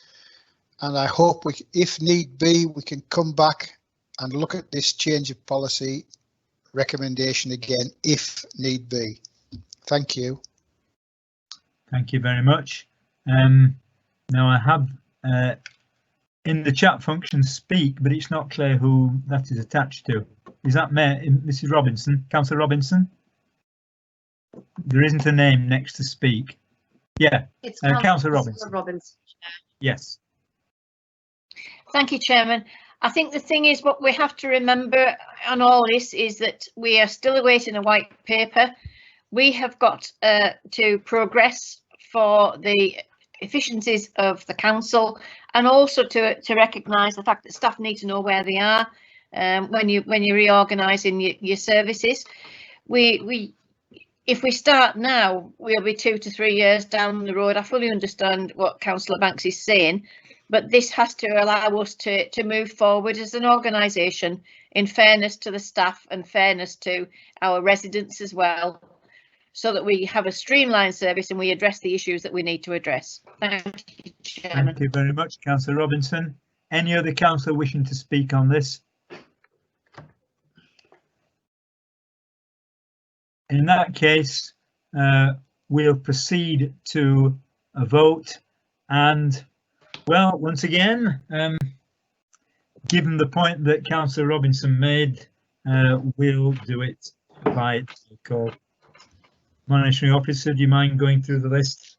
They have the proposal before you, which is the management of change policy, to note the report, and the recommendation is, Chair, that members consider and approve the proposed management of change policy for use within the council. Yes, indeed. We consider it, and we don't just note it, we consider it and we approve it. So we're voting to approve the implementation of the management of change policy as reported. Thank you. Councillor Baker. For. Councillor Banks. For. Councillor Clark. For. Councillor Connell. For. Councillor Derbyshire. For. Councillor Dew. For. Councillor Isles. For. Councillor Greenwood. For. Councillor Hanley. For. Councillor Harker. For. Councillor Holden. For. Councillor Lancaster. For. Councillor Lawson. For. Councillor McCall. For. Councillor Meadowcroft. For. Councillor Nicholson. For. Councillor Patterson. For. Councillor Rain. For. Councillor Robinson. For. Councillor Ross. For. Councillor Ruddle. For. Councillor Ryland. For. Councillor Story Cookson. For. Councillor Sharp. For. Councillor Simpkins. For. Councillor Taylor. For. Councillor Todd. For. Councillor Tonkin. For. That is unanimous, Chair.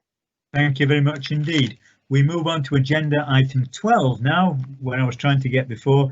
Temporary pavement licences. We have a report from the Director of People and Places seeking Council's decision on the delegation of authority to officers and the setting of licence conditions for new temporary pavement licences to local business premises. I invite Councillor Greenwood to introduce this, and I'm sure she will make it clear that this is the implementation of statutory legislation. This is not a local initiative. Councillor Greenwood. Thank you, Chair. In the light of COVID-19 global pandemic, a UK lockdown was implemented to stop the spread of the coronavirus. As part of this lockdown, legislation was introduced which required all non-essential shops, restaurants, cafes and licensed premises to close. Although these non-essential premises are now open, the social distancing requirements have reduced the number of people that can safely use an establishment, so the current legislation on pavement licensing has been amended to allow the use of outside areas and to maximise commercial opportunities for these businesses. Applications for pavement licences were granted primarily under Part 7A of the Highways Act 1980 by Cumbria County Council and took over 28 days to complete. The new legislation places the responsibility for granting these licences on districts and reduces the timescale to 7 days. If the council has not determined the application within the determination period, the licence is deemed to be acceptable and the licence is approved subject to national conditions and the agreed local conditions. A copy of these is provided at Appendix 2. Appendix 1 sets out the policy document that will cover pavement licensing in Eden.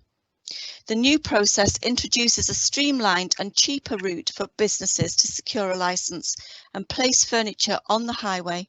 The word highway in this context includes pavements, lay-bys, parking areas, etc.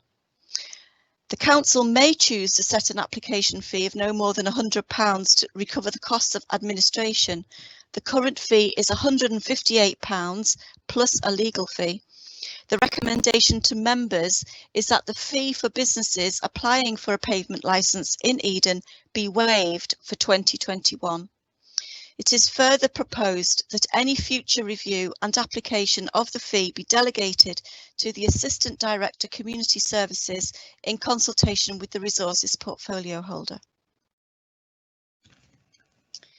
It will be safe and appropriate to grant pavement licences to some businesses and not to others.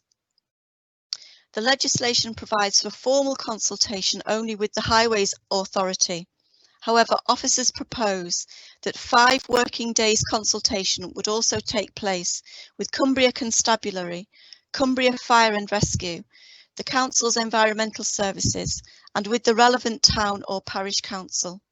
Given the very tight timescale for deciding applications, there will need to be delegated authority to decide whether to grant or refuse applications. Also to decide which local standard and any non-standard conditions are attached to each pavement licence. Following the consultation period, the council may grant an application for a minimum of 3 months to a maximum period up to the 30th of September 2021.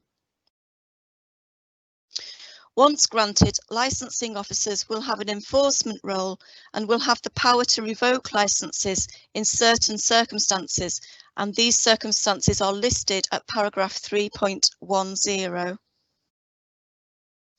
The proposed legislation provides that if a pavement licence is granted, that planning permission is also deemed to be granted for the temporary use, and also if the sale of alcohol is covered by a premises licence, then the sale of alcohol is deemed to extend to the area covered by the pavement licence.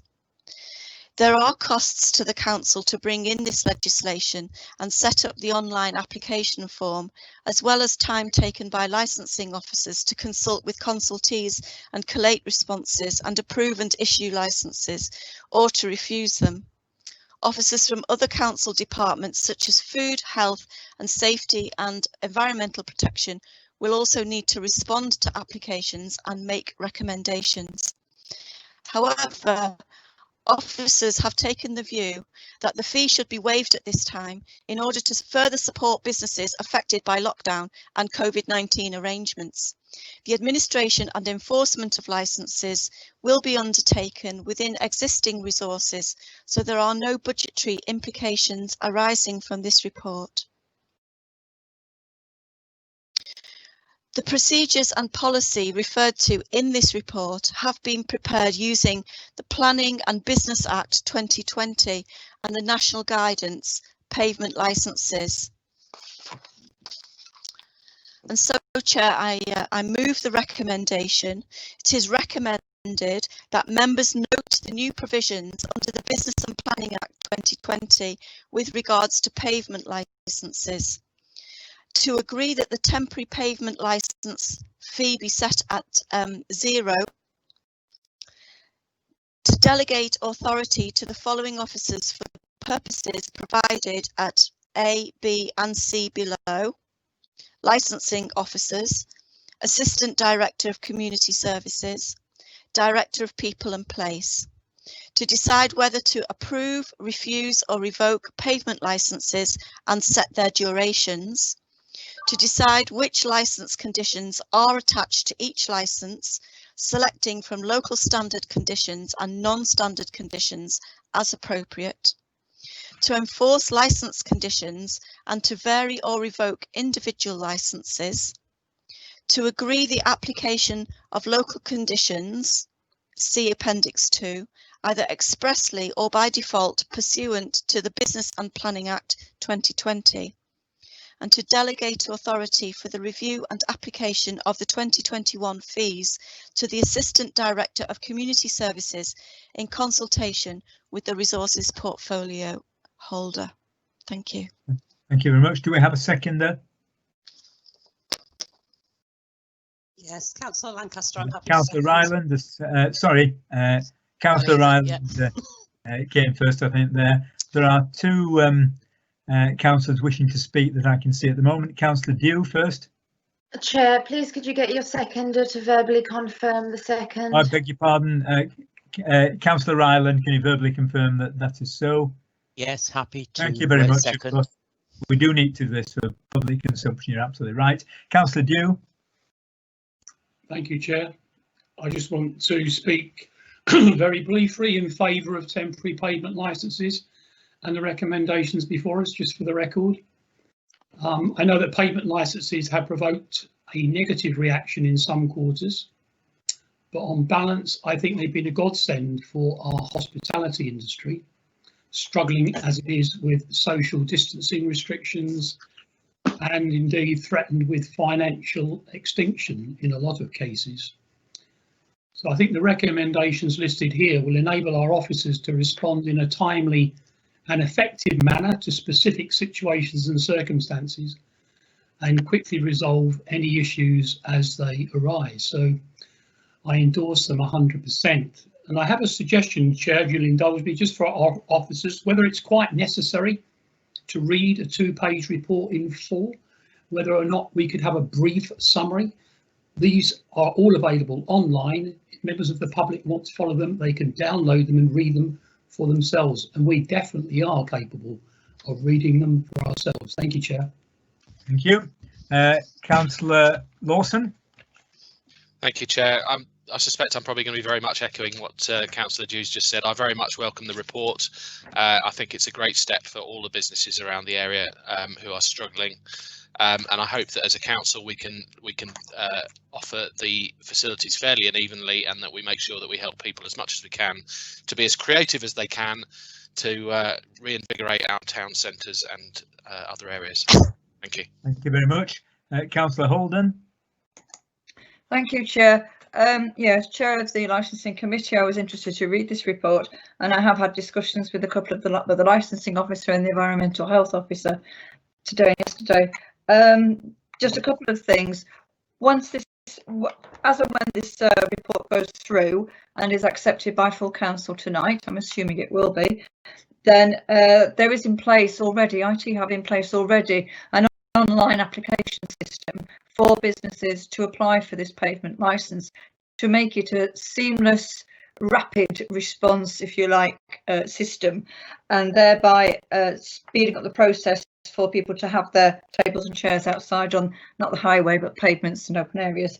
So that's good news. At the moment, at this time of the year, that is good news for the people dealing with the licences, because we are fairly chilly at the moment and inclement weather, and I doubt that there will be so many applications to put put tables on the pavements and chairs. However, as it is over till September 21, the temporary licence, so as we move into the spring and summer next year, there could be a big influx. of licence applications, and we have one enforcement officer in the licensing department, and we have one environmental health person that might be available to enforce the outcomes of where people put their chairs and things. So I would ask that the Director of People and Places and an Assistant Director of Community Services also support these officers in their work, and that if there is a need to have further officers in line to deal with applications, that this is considered in the future. Okay, this is a new thing to us. It's normally a county council application that would go through for a permanent licence. This temporary licence is quite specific to the district council to handle. So procedures are in place, looking good.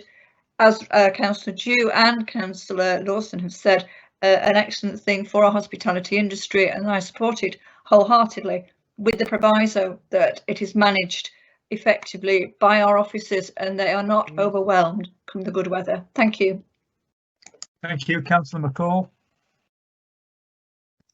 Thank you. Yeah, I'm in no way against this, but I'm just looking that you only have 7 days consultation time, during which time you have to, by law, consult with the Highways Authority and consult with another 5 bodies. Is that realistic? I mean, I know it's not just an Eden thing, but everybody's going to be in the situation. Is it realistic? Are we going to likely to find that, you know, this has not been done, so people are going to get these things through by default before we've got time to assess it properly? Thank you. I don't know whether you wish to comment on that. Chair, perhaps, yeah, I'll be happy to comment on that. Please, yes.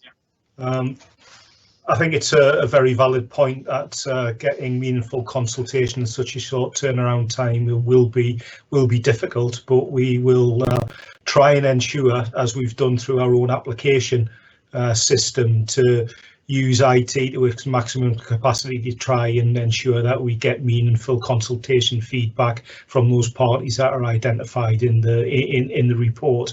In the event of lack of consultation response, then officers will be judging the applications on the merits from our own perspectives.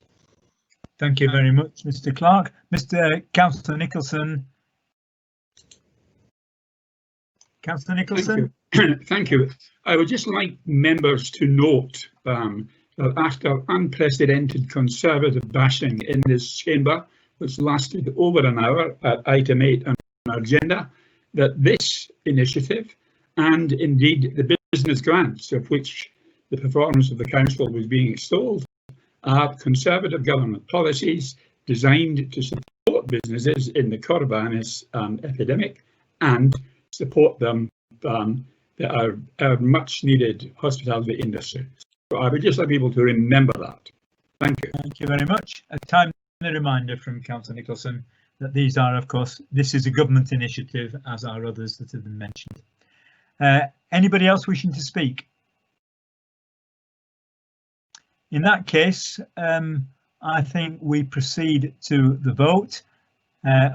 Councillor Robinson. Councillor Robinson. Yes, thank you, Chairman. I'll just go live as well. Councillor Nicholson, I fully understand where you're coming from. However, this was normally a county council function, and yet again, the district council has to stand into the breach because it could have been a charged fee, and it isn't. We are recommending that this is free. We are doing as an administration as much as we can to support our businesses. I don't like the fact of bashing anybody. However, let's try and work together to raise the game and deliver for our businesses, for our residents, and stop arguing amongst ourselves. We've got a pandemic that we need to address, and whether it's good policy, bad policy, if we can pull out the positives in everything we are doing, the residents will benefit from that. Whether it's tourism business, whether it's the licensed trade, we are up against the wall, and we have to work together, and we have to stop arguing amongst ourselves. So please support this. It's vital for us in the interim. But I do appreciate what you're saying. But let's just move forward with a positive stance and get this job done. Mr. Chairman, may I respond to that and say that I was making a statement of fact, and may I invite Councillor Robinson to look in the mirror, please. Thank you. Okay, thank you. This meeting has now gone on for 3.5 hours, more than that, and tempers can be, well, tempers is an unfair way of saying it. Temperaments can become a little under stress after such a prolonged occasion and a quite heated debate, which I think was conducted with reasonable restraint, though things were said which people may resent, but can we try and put it behind us and move forward? That's enough of that. Councillor Rain, you would like to speak? Is this to the motion relating to the temporary pavement licences? Thank you. No, it's just about the bickering, really, and it has been brought up during the meeting tonight that Councillor Robertson has just said work together. If we don't know what is going on, and the councillors, even councillors of the coalition group, have said they don't know what's going on, how can we work together? Okay, thank you, Councillor Rain. Can we now return to the motion, temporary pavement licences, and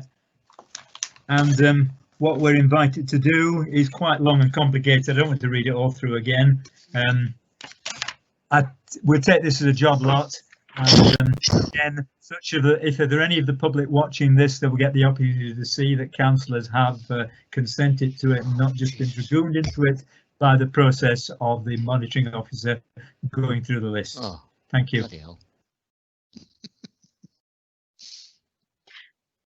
Thank you, Chair. Democratic Services, can you just remind me who the seconder was for this motion, please? I think it was myself. We did, yes, we did have a second. Yeah, Councillor Ryland, Councillor David Ryland was the second. It was me who seconded the motion. Thank you. Thank you. Yeah. Thank you very much. I just wanted to make sure. I was sure we had one. Councillor Baker. For. Councillor Banks. For. Councillor Clark. For. Councillor Connell. For. Councillor Derbyshire. For. Councillor Dew. For. Councillor Isles. For. Councillor Greenwood. For. Councillor Hanley. For. Councillor Harker. For. Councillor Holden. For.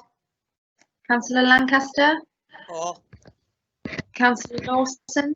For. Councillor McCall. For. Councillor Meadowcroft. For. Councillor Nicholson. For. Councillor Patterson. For. Councillor Rain. For. Councillor Robinson. For. Councillor Ross. For. Councillor Ruddle. For. Councillor Ryland. For. Councillor Story Cookson. For. Councillor. For. Councillor Simpkins. For. Councillor Taylor. For. Councillor Todd. For. Councillor Tonkin. For. That is unanimous, Chair. Thank you very much. Well, all good things must come to an end, and this meeting has reached its conclusion. A mere 3 hours and 40 minutes. I would like to thank our officers for their support in this, and I'd like to thank all councillors, especially those of you who have stayed the course to the very end. And we've kept calm and smiled and whistled under all difficulties. The date of the next scheduled meeting is the 26th of November 2020. A lot's going to happen before then. But thank you very much, and we'll see you soon. Thank you. Thanks, Good Andy. night. Thank you. Bye. Good night. Thank you, everybody. Bye.